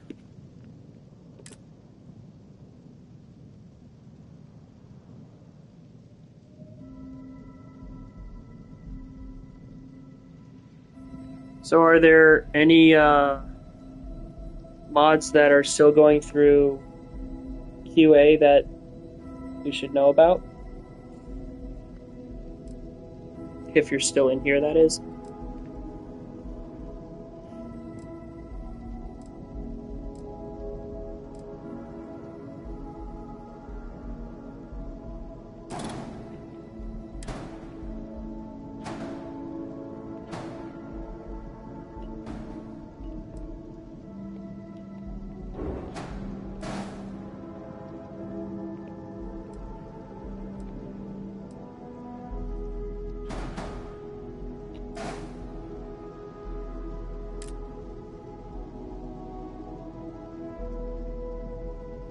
No, I mean any new stuff from you that PlayStation 5 players haven't received yet.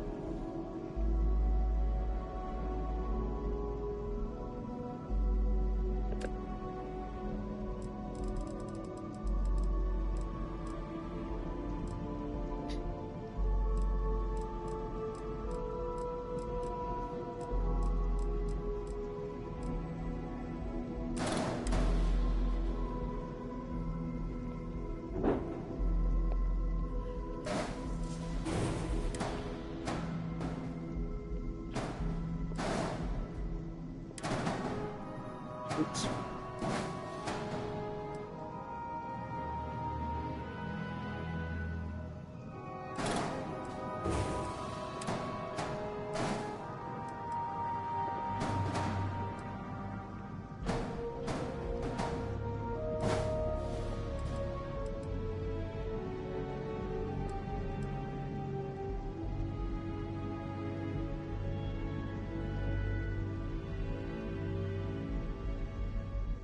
Ah, right.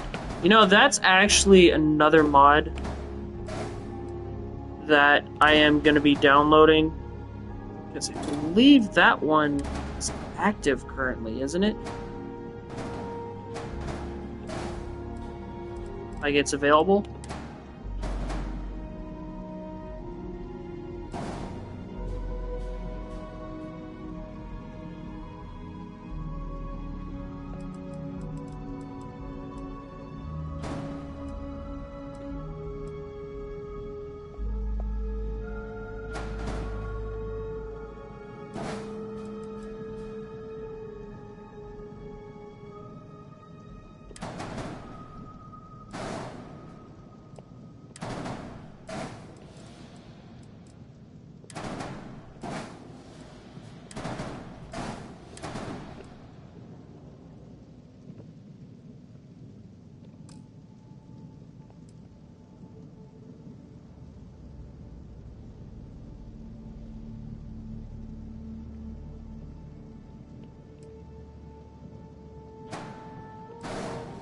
and it looks like I have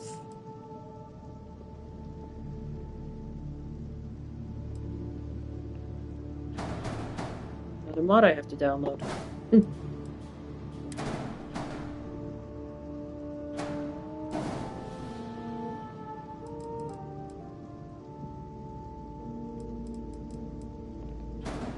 Oh my god. Keep forgetting that counts as...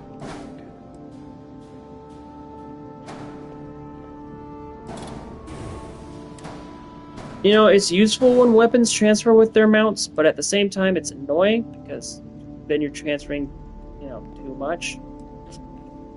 Alright. Wondering if...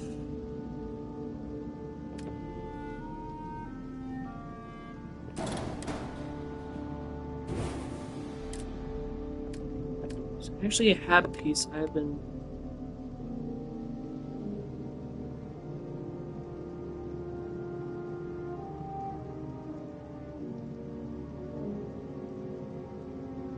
Good to know. Thank you.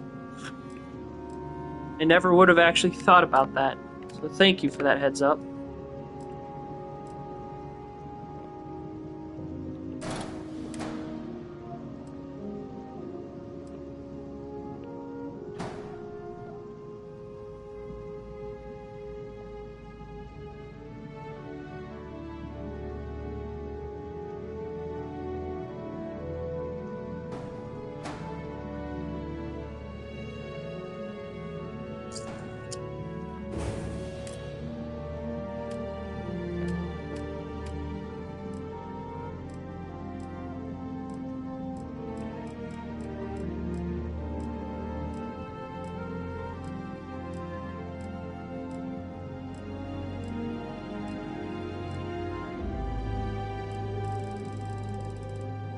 There's something in here I was specifically looking for.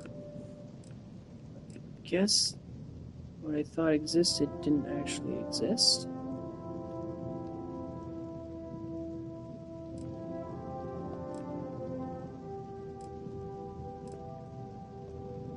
That's upsetting. Shit.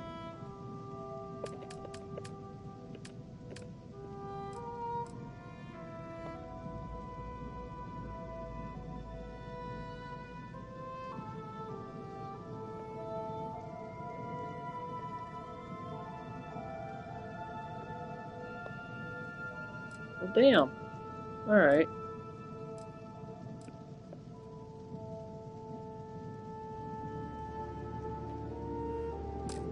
Okay. That's fine. We'll just do this then.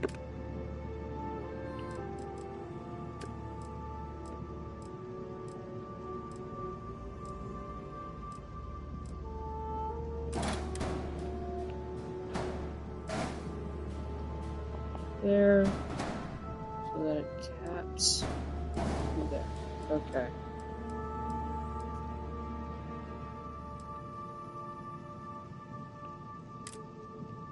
So generally, the only downside to this particular ship mod, the Varun Sev,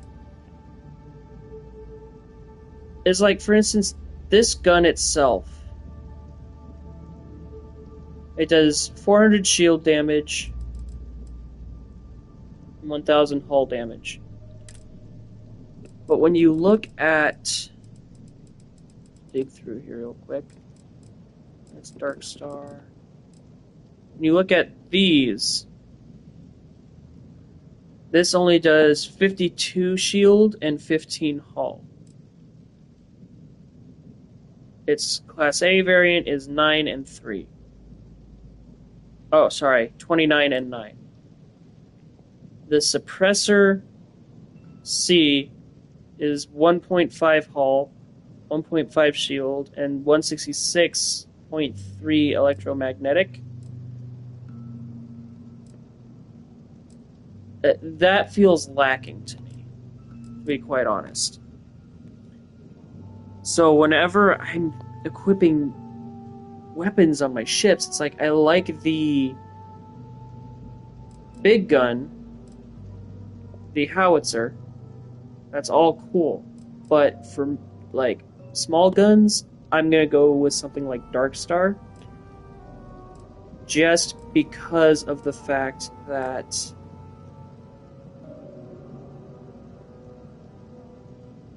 that's the annihilator. They do a little bit more output and damage.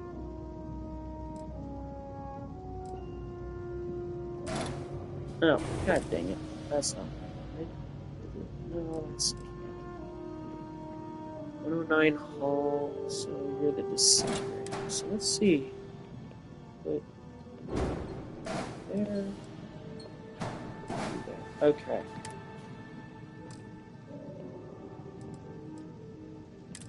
Then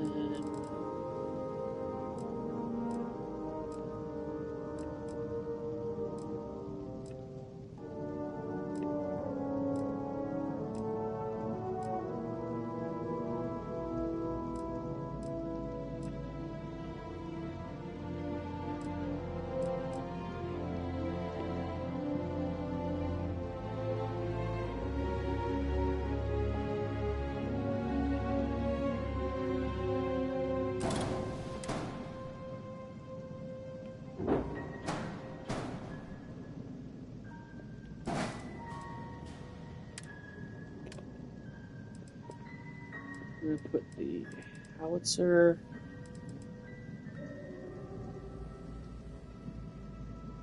No.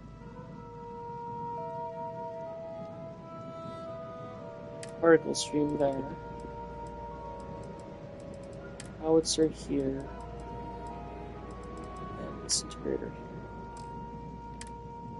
here. Ship is missing a shield.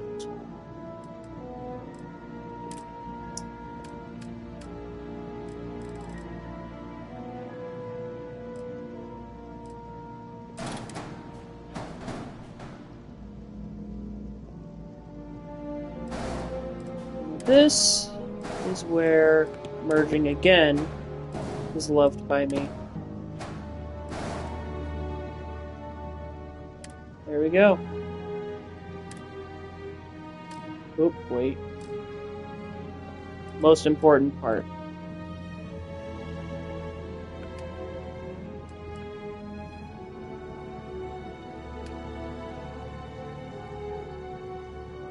Ooh.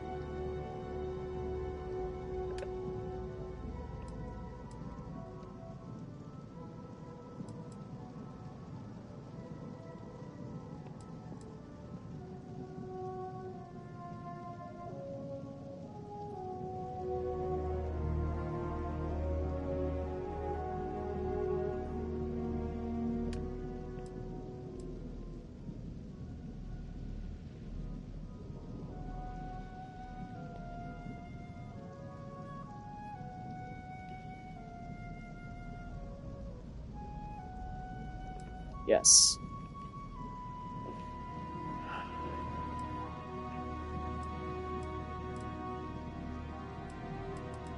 You know, I would be extremely tempted to call this a scorpion if it wasn't for the fact that the tail doesn't rev upward. Oh well. Guess we could call it... How about the Varunsev lobster? What do you think?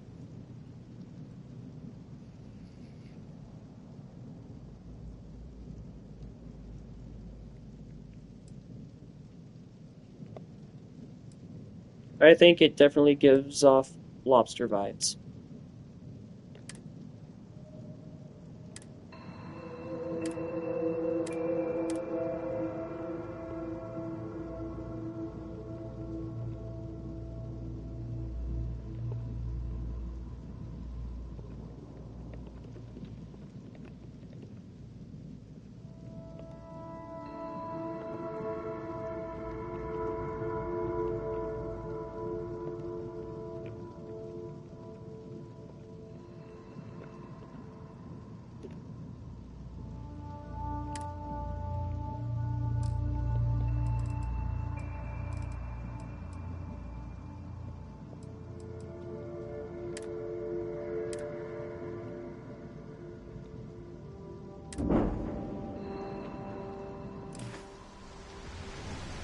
Alright, there we have it. The Varun Sev lobster.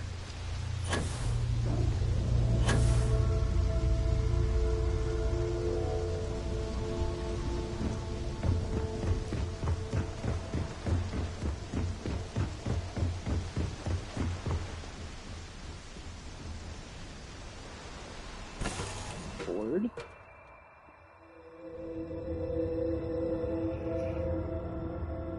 Now, mind you, there are other cockpits in this Varun mod. I just like this one because it acts as kind of like a double-decker.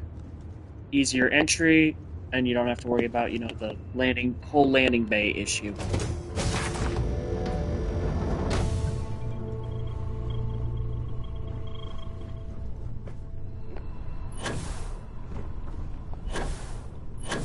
Yeah.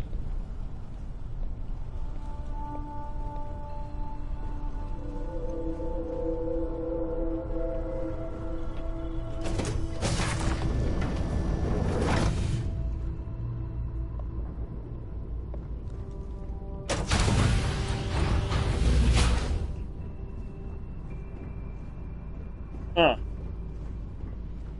Set. Oops. I have something to fix. Okay.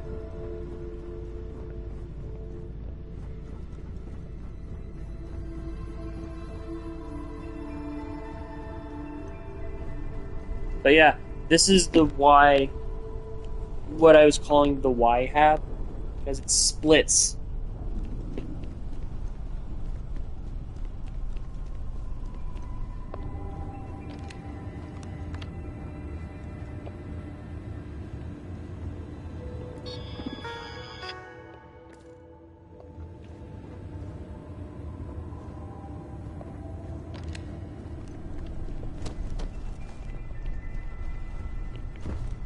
Here's our viewports.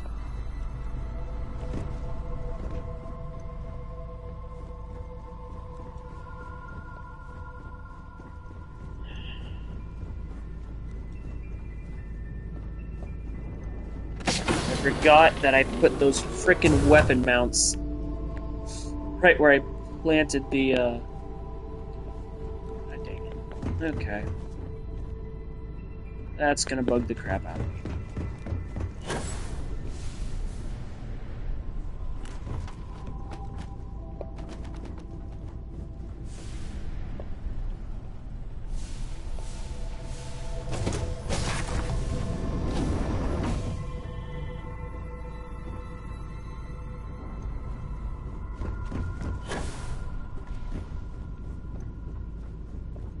Need to remember to ask the guy behind Falkland about the invisible mannequins in the armory, because that has presented a very minute issue.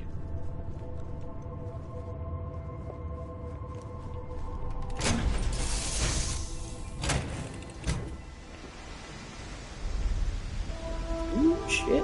Okay. Alright, I gotta get in there and fix the problem, I guess. Let's see.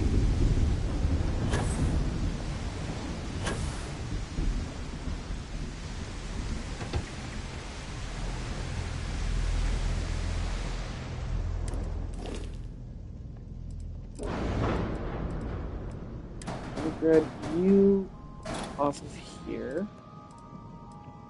Yep. Just what I thought. Okay.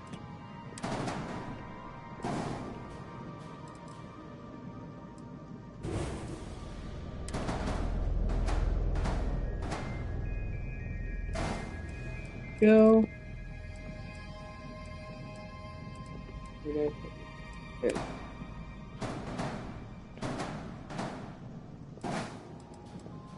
There. Alright. All clean and clear.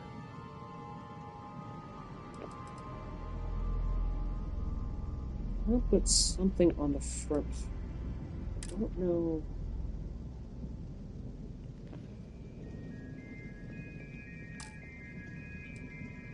I know what I can do.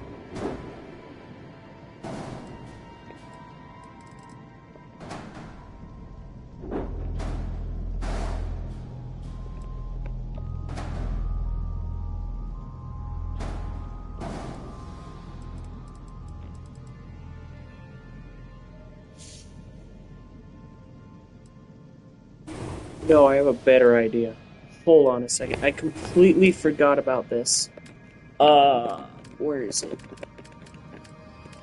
Avon Tech, shipyards. No, we want standard structural.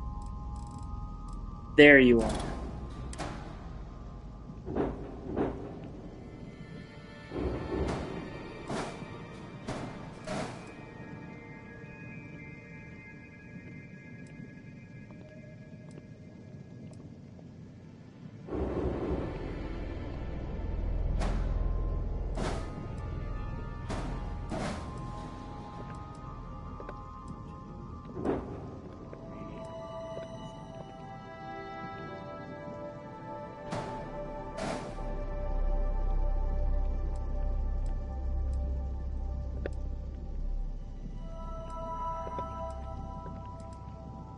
Four, 1, 2, 3, 4. Okay.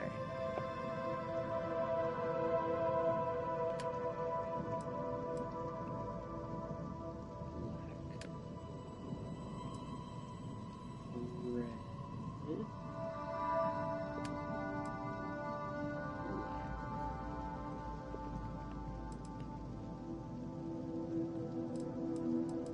Yes.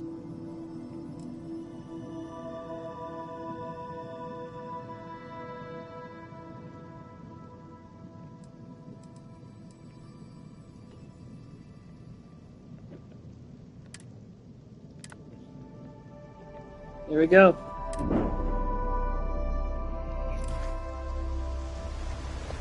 The lobster has been completed.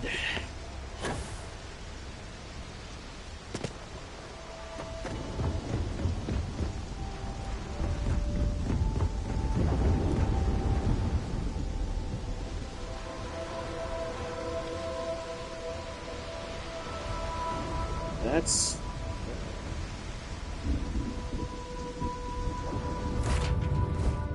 Now let's go test her out, see how she flies.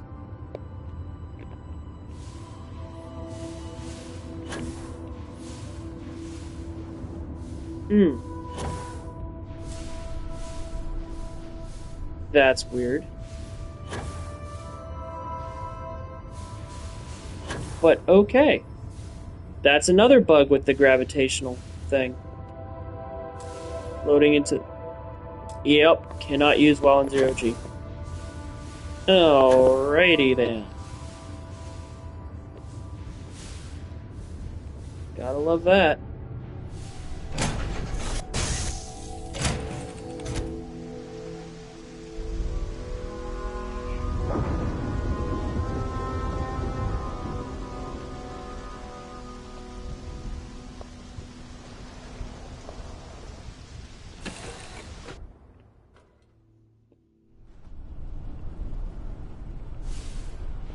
Why the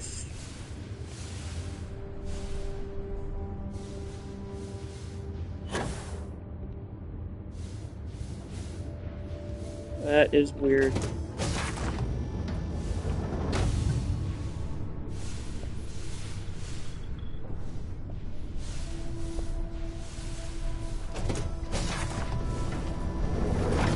Interesting.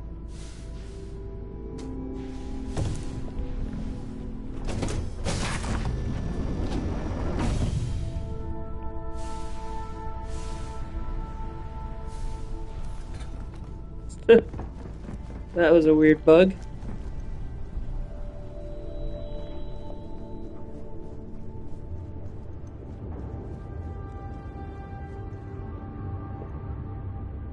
So I think that bug that I just experienced in general, Hollow, would explain why you don't see more of that gravitational field tech inside of player-owned ships like this. But, off we go.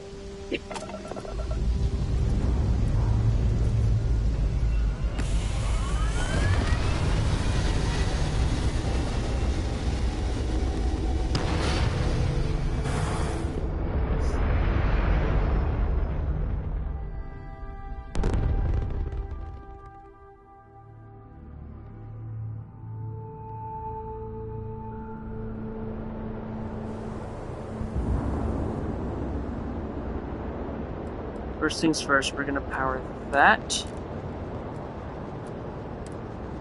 That. That. That. Okay.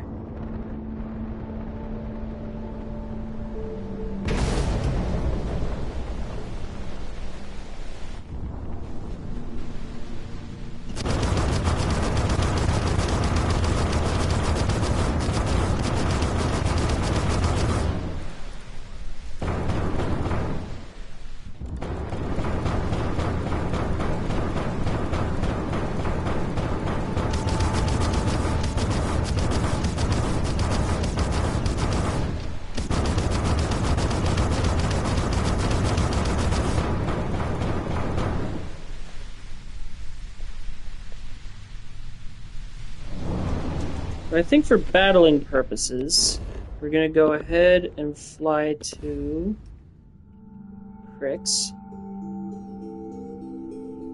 Say hello to the Crimson Fleet. And give them a piece of my mind.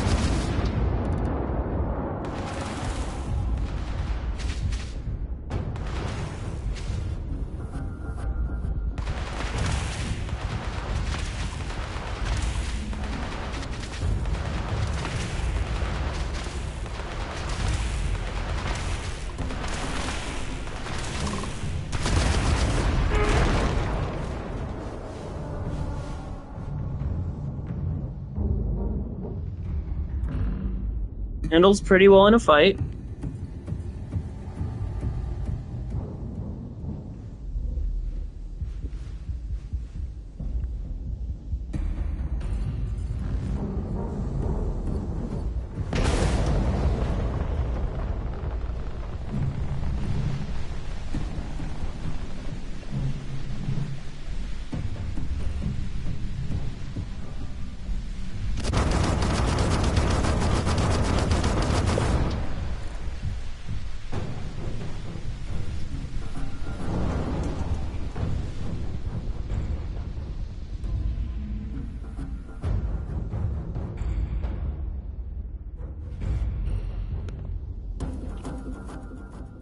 But yeah. No, I'm happy with your mods, Hollow.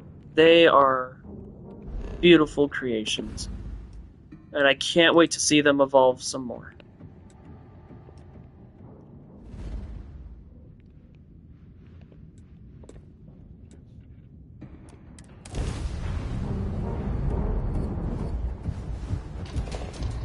Oh, also for anyone watching,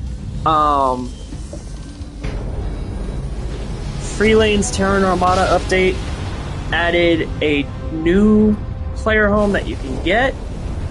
You have to go to Anchor Point to get it, and it's 5 million credits to buy it. And it's a manor built into the side of an asteroid.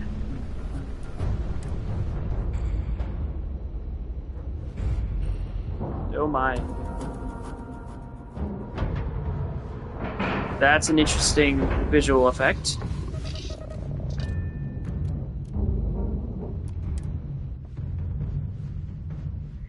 So I did it through one playthrough. Um, it's a cool concept for content, but I feel like Terran Armada, without going into like any major spoilers, there's a battle that you do in it, and the amount of ships that brings into the battle slows down your gameplay by a fraction, meaning it causes some lag in the game. I think the way they put out the amount of enemies caused a form of... Well, it spammed, is pretty much what it did. It spammed it so much. Imagine taking... What's a good way to present this? Imagine like a faucet of running water, right? You're slowly adding bits and pieces of cotton to the opening of it, and sooner or later it gets to the point where the water just barely drips through. It's kind of the same sense for the fight. And I mean, its story's great, but the fight that I'm referencing just... It overpowers the visuals. It just causes way too much of a latency issue. So personally, I feel like they need to update it and dial back that fight a bit, so that it's a little easier on your performance. But other than that, I would say it's a great story, fun to play, and it really makes you... It's the one story that really had some form of heavy influence on the ending of the story, meaning just the conversations you have with one of the NPCs at the end. It really makes you either feel guilty or feel good about the choice you made.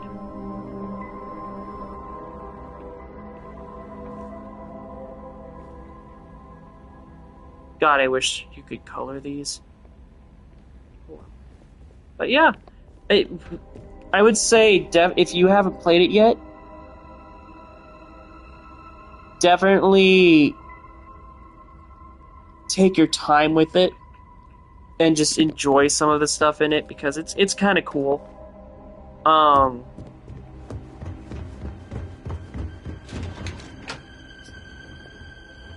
I think, like I said, if they dialed back that fight, wouldn't have too much of an issue.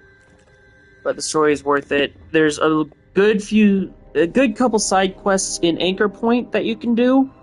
One of them's more of like just time waster side quest. Another one kind of gets you one of the new pets that they've added, and I forget what the other one does. But there's a few you can do, and there's one that you can do with a guy who looks like he's from the Trackers Alliance, which is interesting, because the way he talks does not say he's Trackers Alliance. It says he's more of a rogue killer than anything.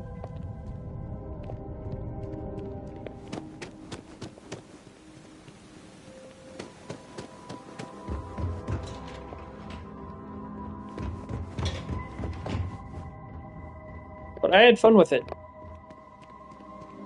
I did have fun with it.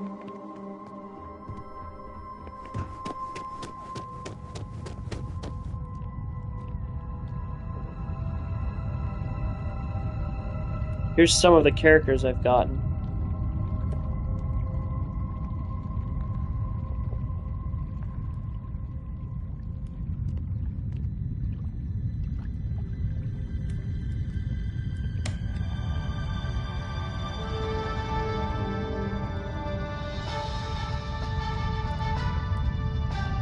Okay, I did not know it did that. Good to know.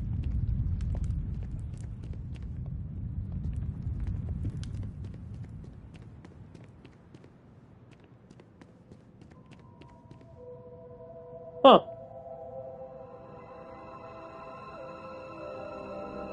Interesting.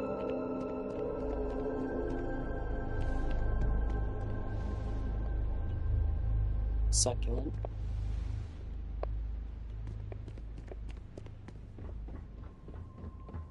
You know, I don't know, Hollow, I don't know if you've ever experienced this, but have you ever been in, like, a player home or even in your ship,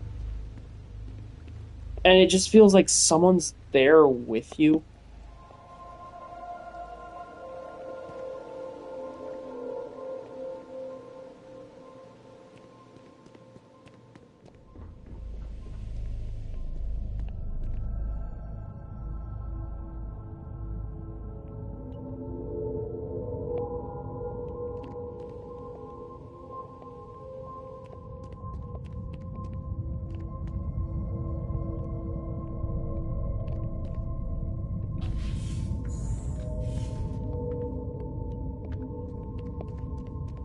Or has anyone watching this ever experienced that?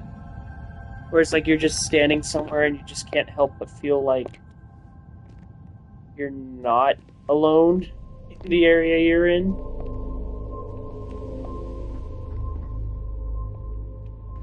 God, it screws with me sometimes.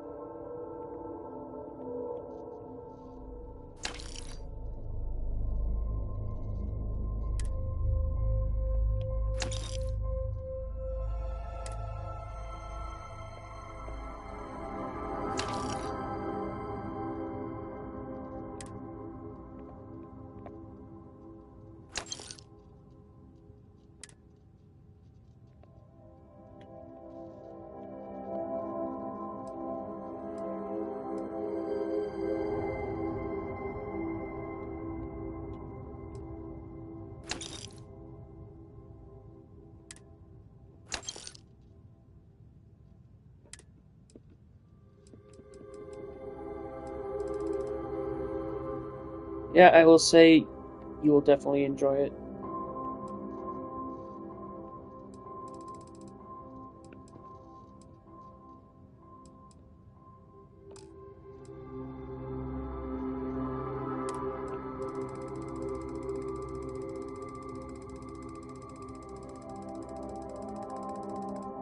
I like the robot in it that you meet, because he's definitely way more useful than Vasco is, in my opinion.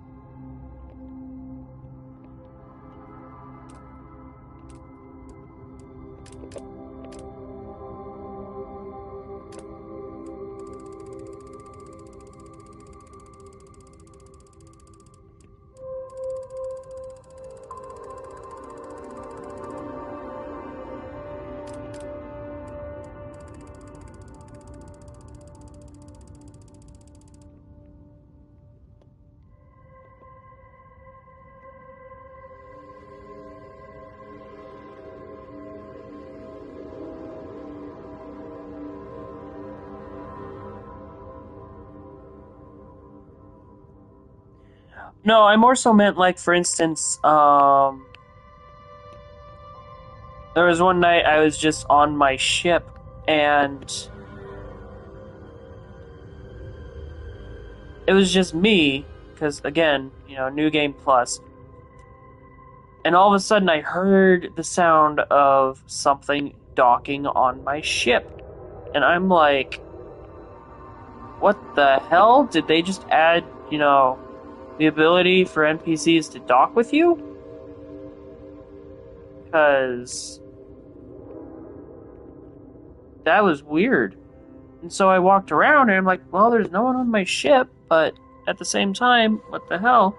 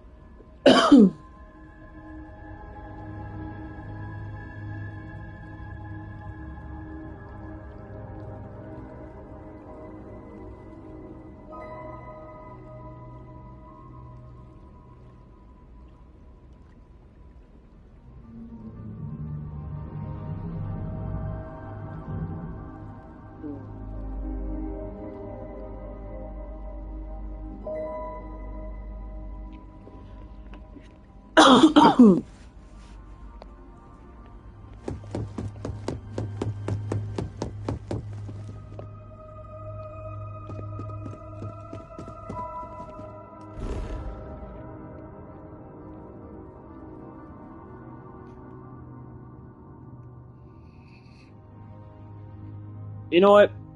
Just for shits and giggles, I am going to do the time-wasting side quest at Anchor Point for you. Just because it is the stupidest thing ever. I don't honestly know why the heck they even made it a quest, but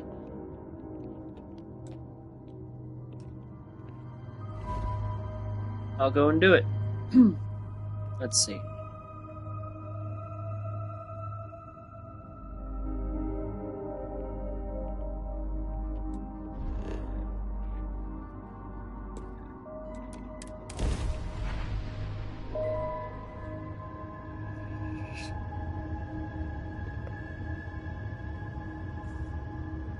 Again. Alright.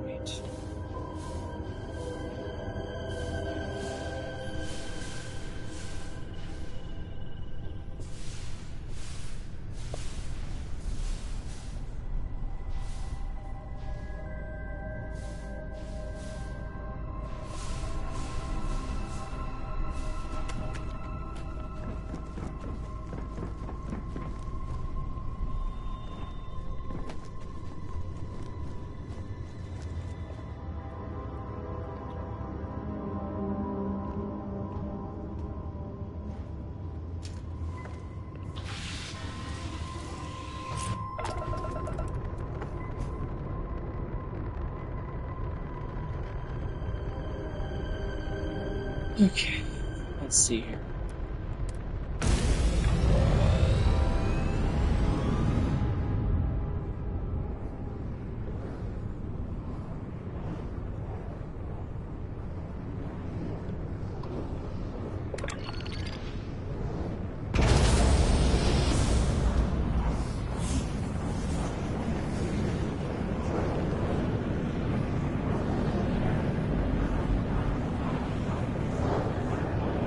So, who all else is in here with us?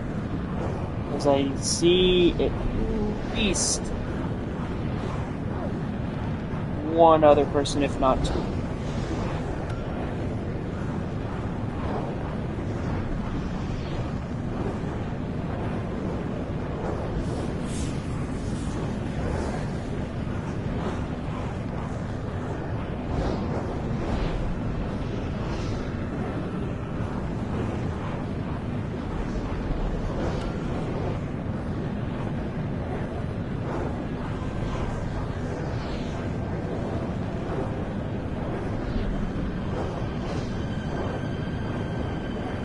Hello and welcome.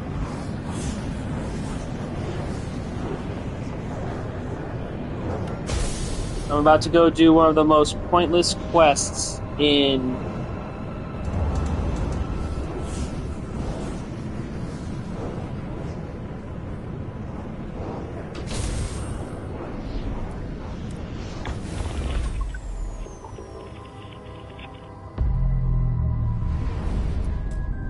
this game's lineup.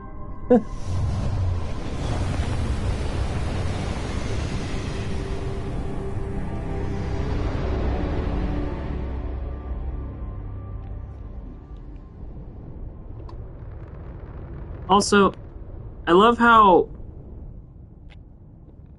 they answer. You've arrived at Anchor Point, where everyone is welcome. I just wish you could have more conversation with people like that in this game, where you hail them and they talk.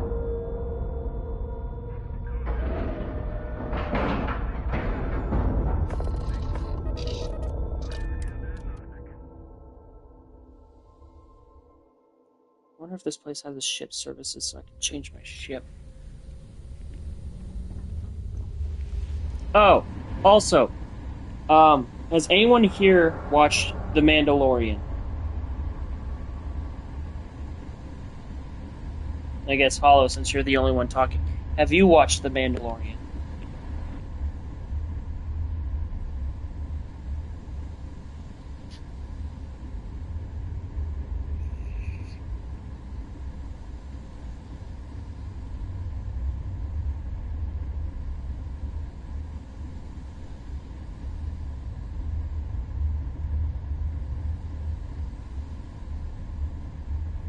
Oh.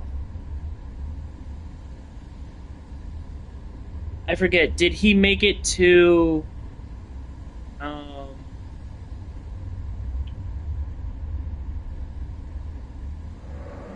the spaceport on the desert planet, like where he met the woman that he has fix his ship.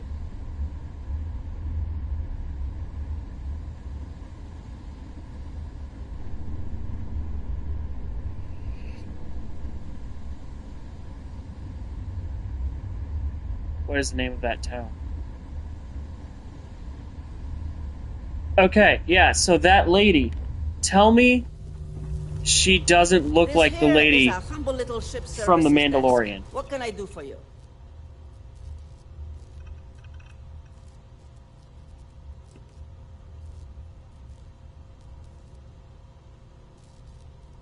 Like, she actually kind of looks like her. I've got you covered.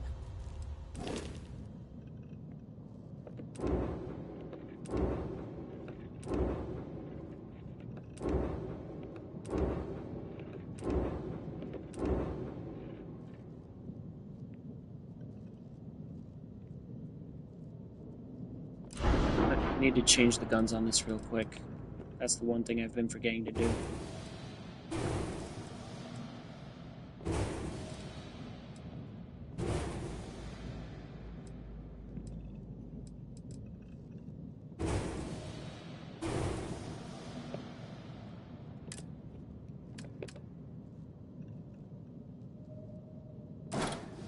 Okay, good. So I'm not the only one who thinks that then. Because that was really getting me. I was like, it looks just like her.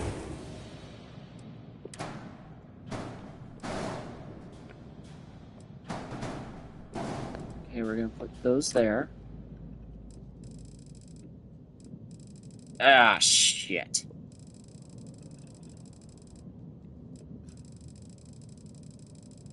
She does not have the darkstar parts. Blech.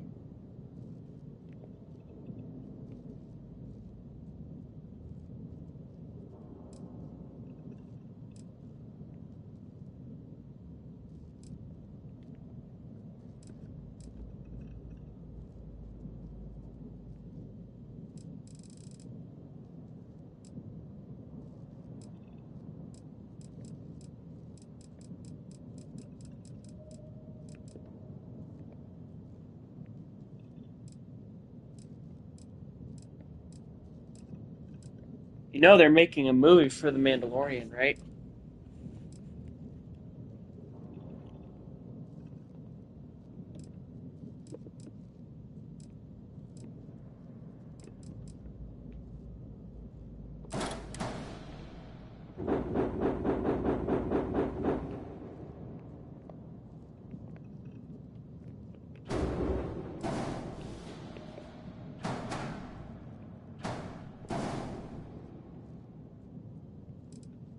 I hope so, because if they ruin it, that would be extremely sad.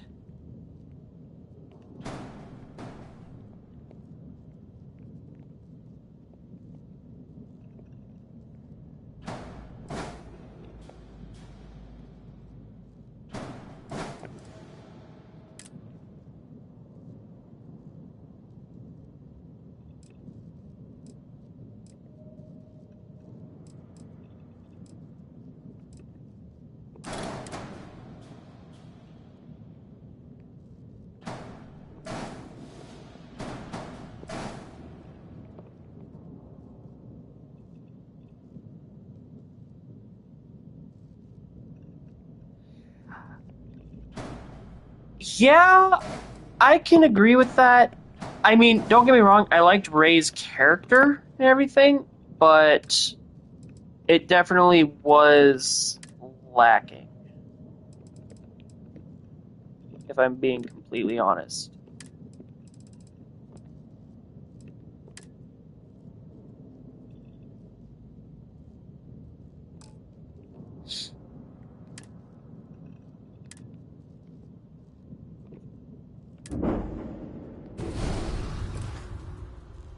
See you.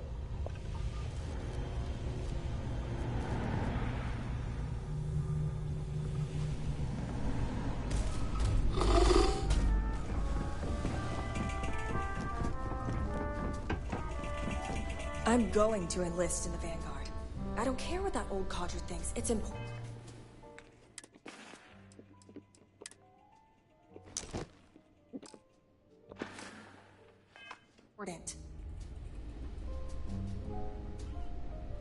So, when do you think the others will get here?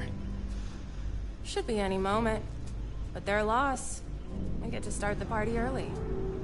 Here, here! Ain't looking for company This'll right be now. one hell of a celebration, won't it, Sawyer? Let's get another shit. round of drinks. You know what? I think I have to talk with the... Nope. That's the quest. Okay. What? Here to buy a lady a drink? Too bad. I already got a boyfriend.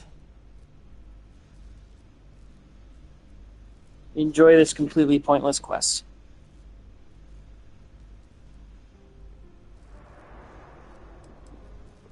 Of course! This is a celebration! Really, Sawyer? Her? Don't mind Opal. She has a hard time making new friends. Who knows? We all may end up being peas in a pod. Take a seat.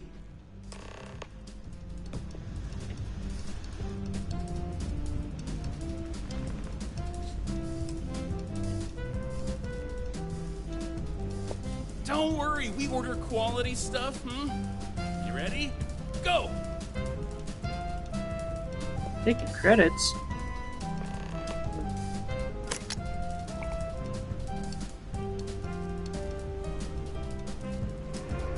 Ready for the second?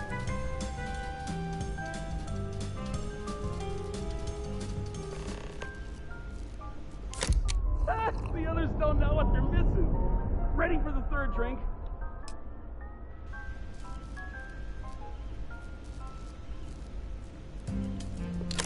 Opal, get a load of this lady.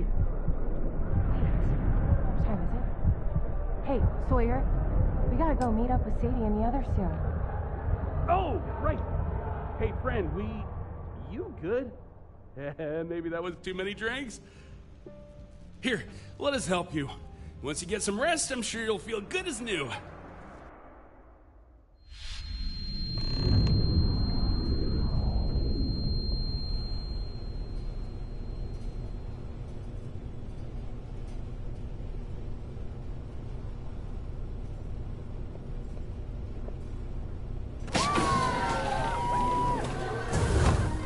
How was your nap? You feeling all right?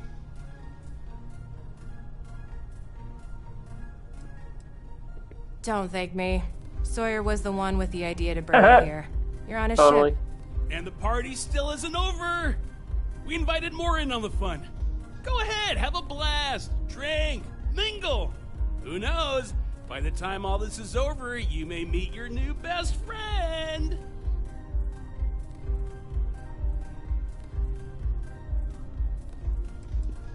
Have fun.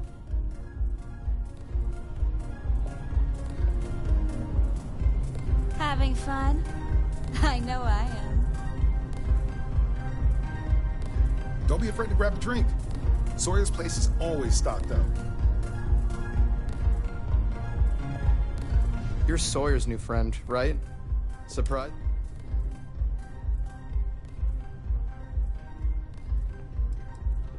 So you're the overly friendly type. Great. Right. Fine. I'm Cooper. I'm here because Opal and Sadie wanted me here.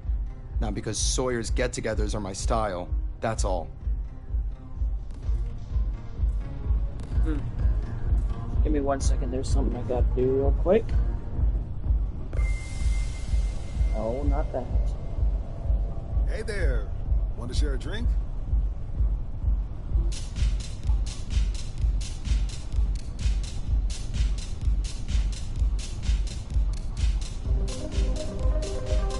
Oh, no.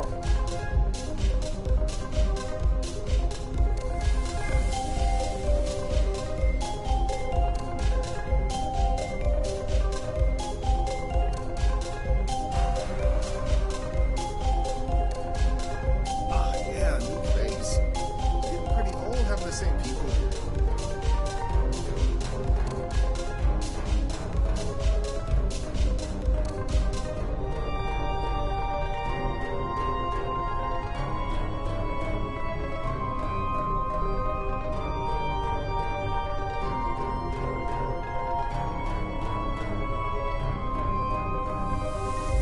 Sorry, y'all. Give me 1 second.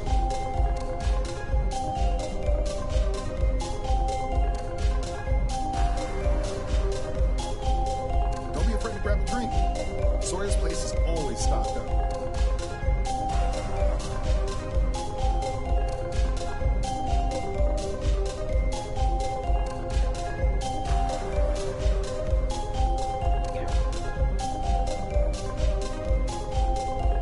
There we go. Alright. As we were. I love this song!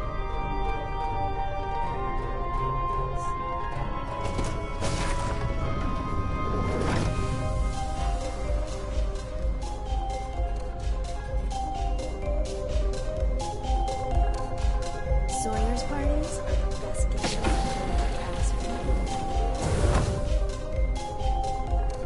Hey there. Want to share a drink? Ah, yeah, new face. It's getting pretty old having the same people. So quite literally, as you guys can see, can't really talk to too many people. This is the best! Cheers to tonight!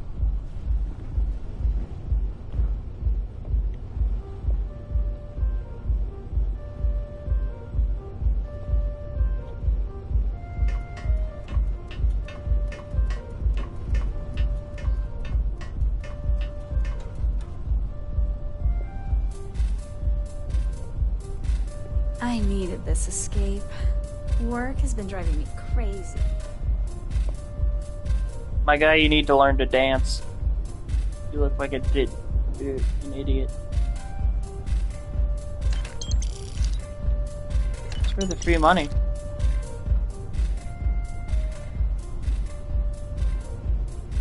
Sawyer and Opal said they found a new face. Welcome aboard. Don't be afraid to grab a drink. Sawyer's The only place is way to always get stocked off up. of here, and this is why it's a complete time waster.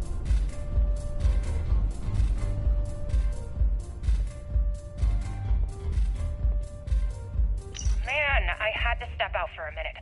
I swear, if I don't talk about this or get this out or something, I'm gonna explode. I cannot keep this in if I'm gonna be drinking. I don't get why Sadie has to bring her sister to everything she's invited to. Sure, help her socialize more, but she doesn't do or say anything at these parties.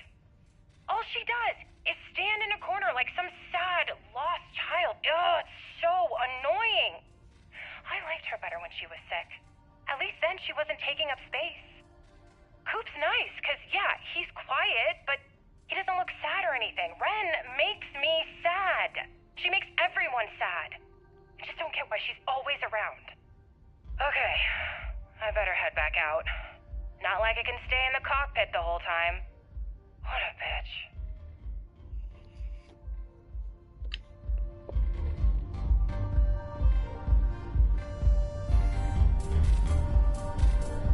I mean, yeah, you know what? Let's see what happens if I go around killing. Let me save real quick.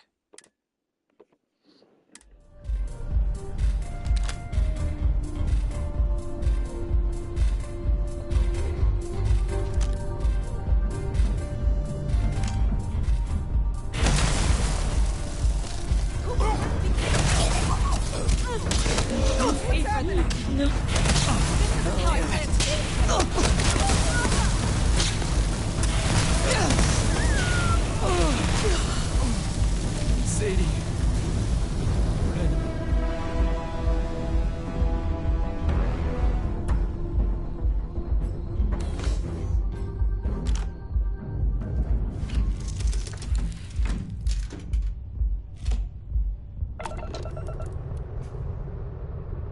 Wait, do I get to keep this?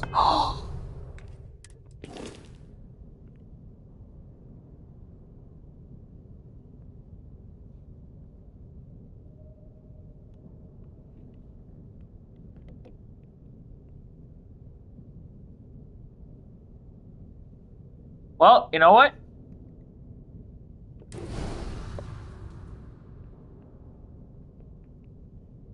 Interesting.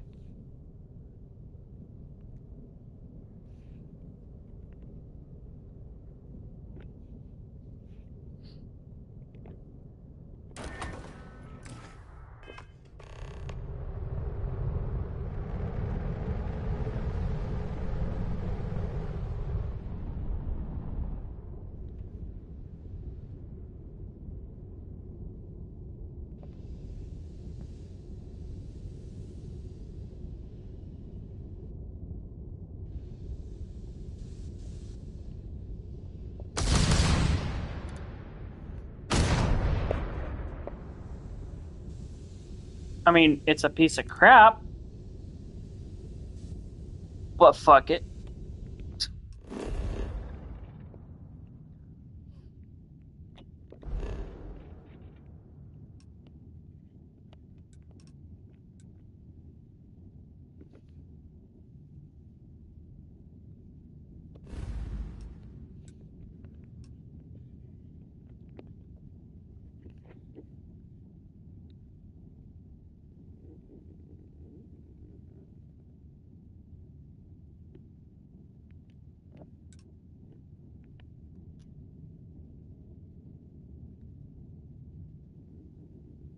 Hmm.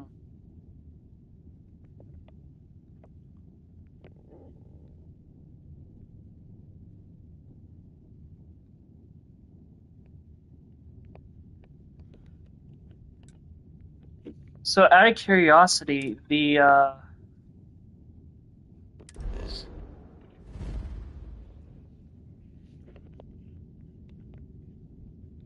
mod you were talking about earlier of yours, does it have any unique followers in it, or are they all just like personnel that you can add?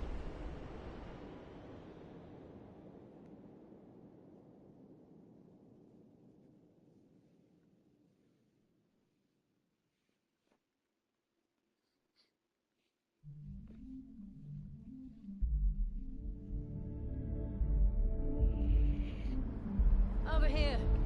There's something we need to discuss.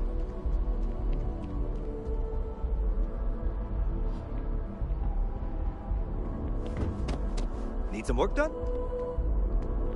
Hey.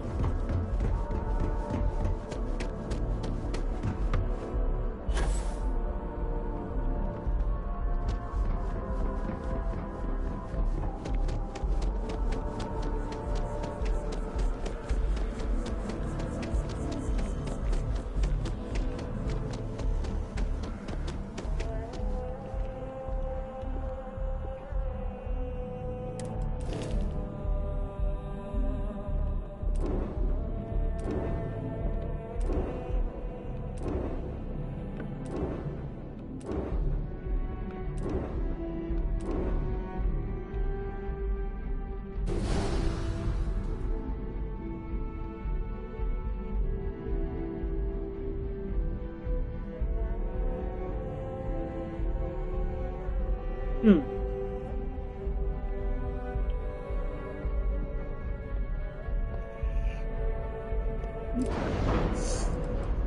Good to know.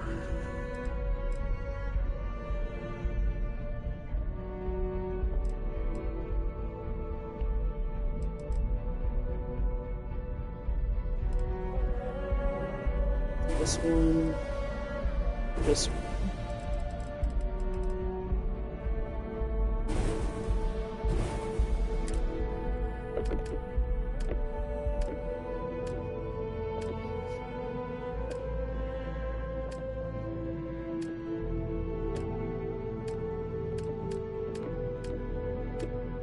I am gonna download that mod, but out of curiosity, do you have any other mod recommendations?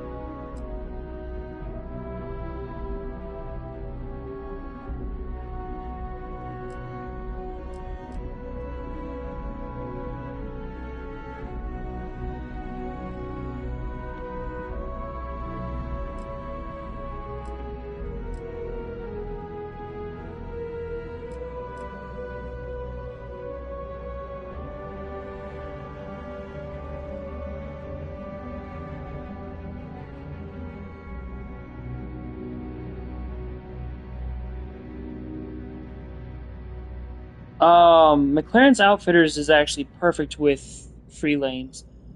Watchtower isn't out yet. It's actually currently in QA.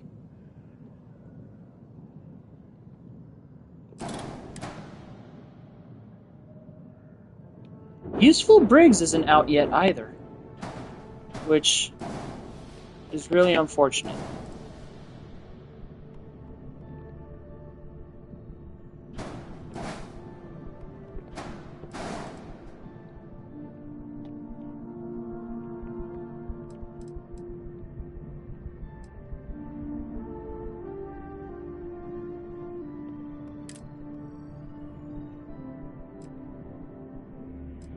Yeah, I don't know why they haven't brought that one out, but...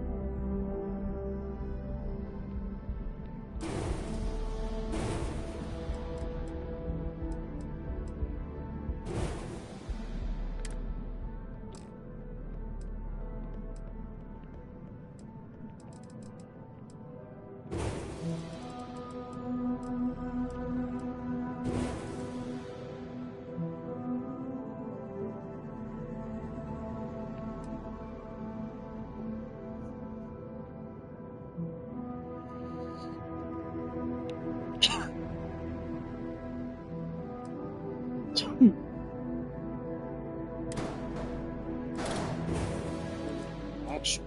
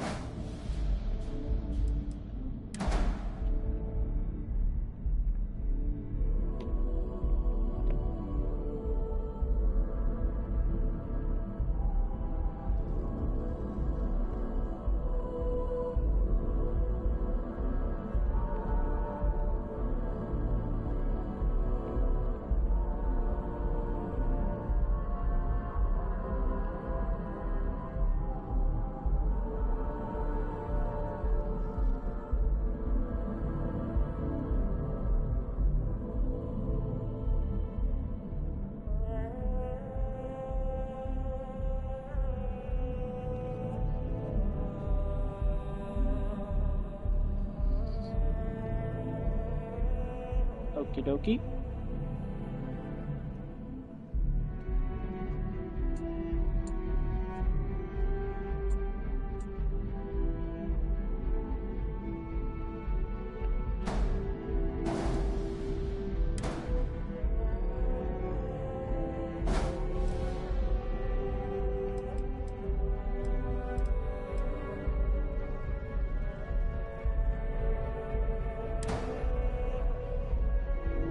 Yeah, I was noticing that.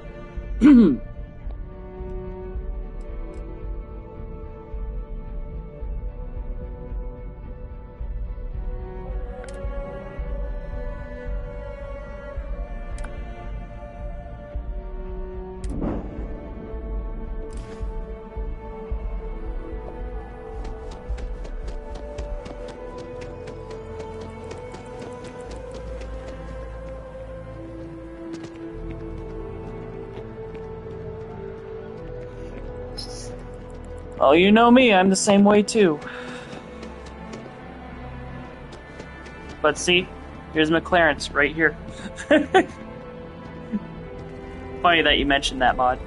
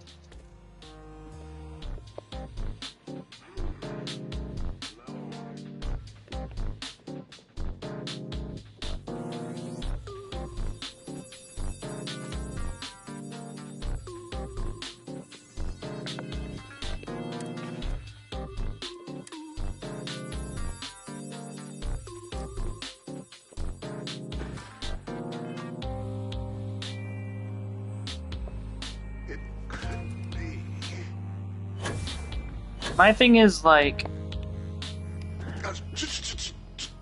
Just one moment.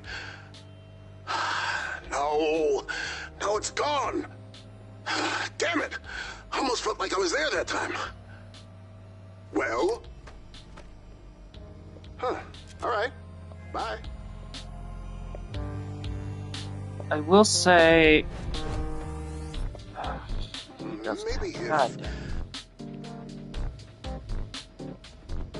I will say the one thing I have an issue with, maybe if...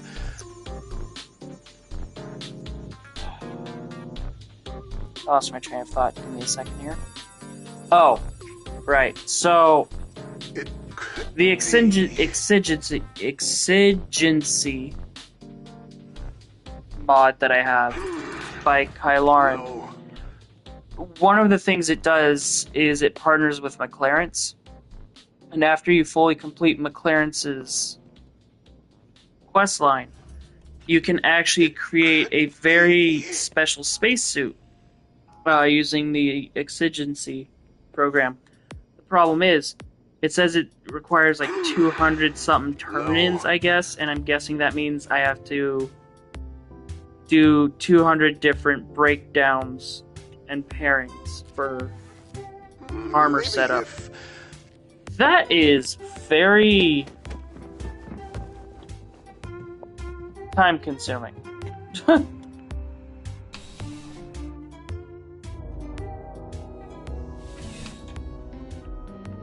Like, I wish there was a way you could, like, shortcut it so that you didn't have to do so many, but at the same time, like, I understand why It's just, it can be kind of a nuisance.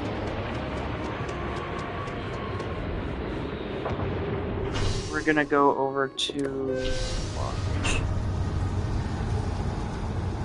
But was I right? Is it having to do with the armor breakdowns and everything, or?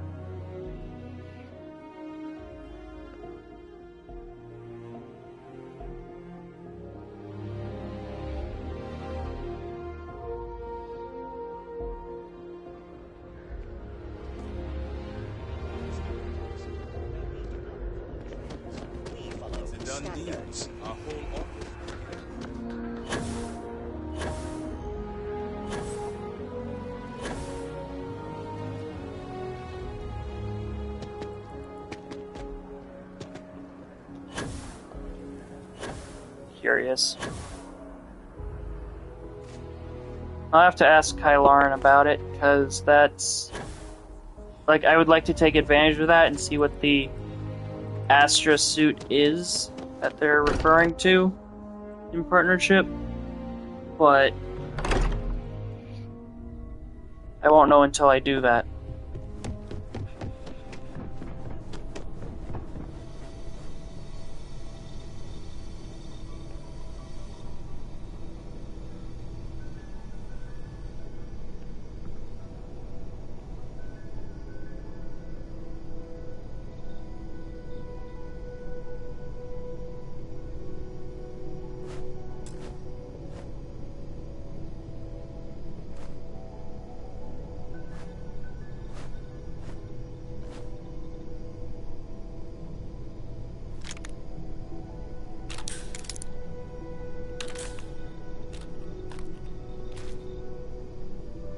Oh shit.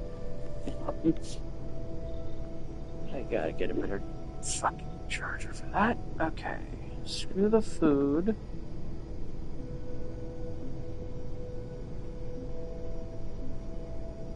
Screw the rest of that. Me to you. You. I don't care. You made it.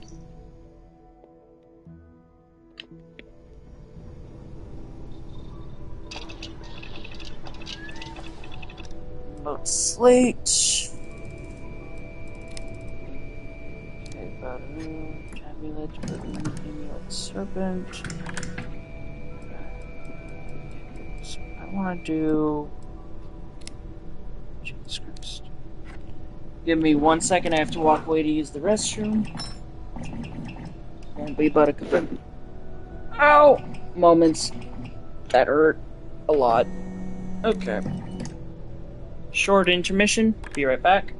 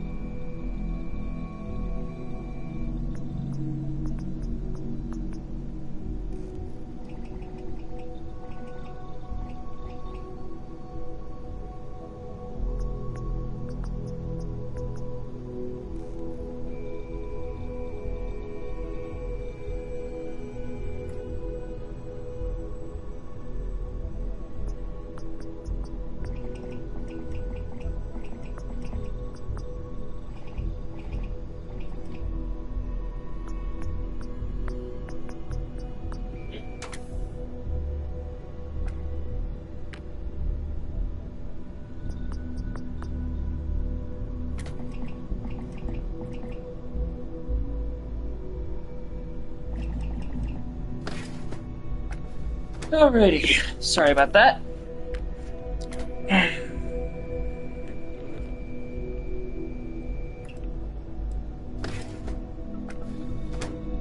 Alright.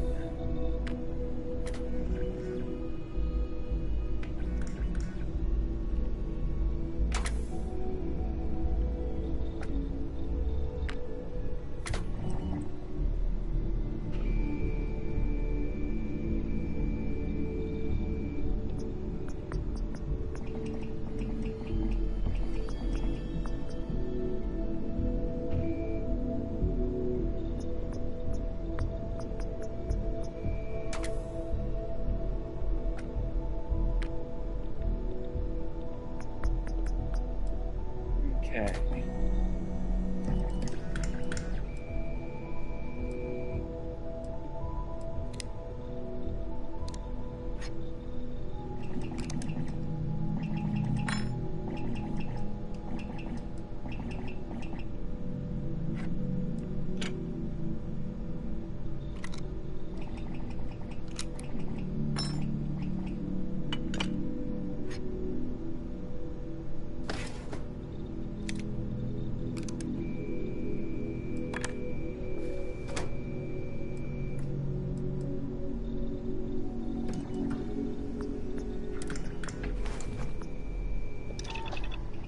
Shit.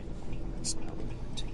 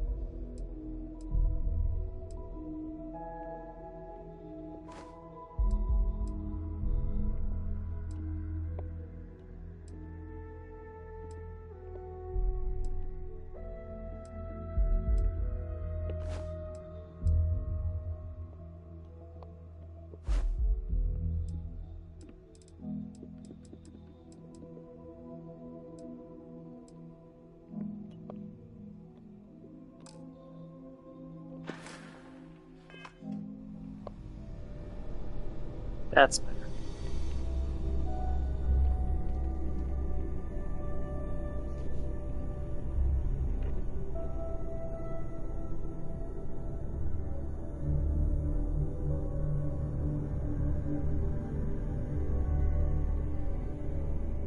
Let me get back into the stream on my phone real quick.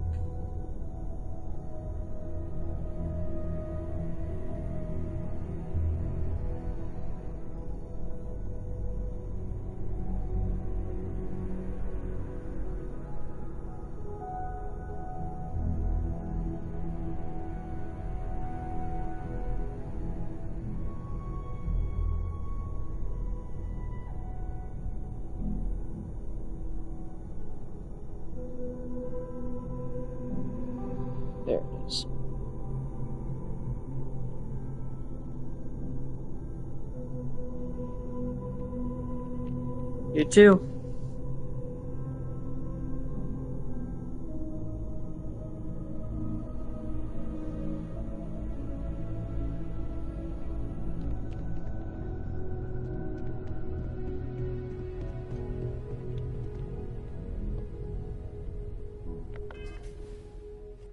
Hello and welcome.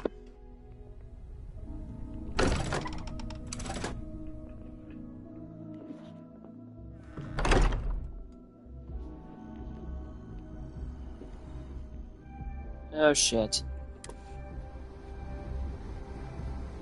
Did that thing again. God damn it.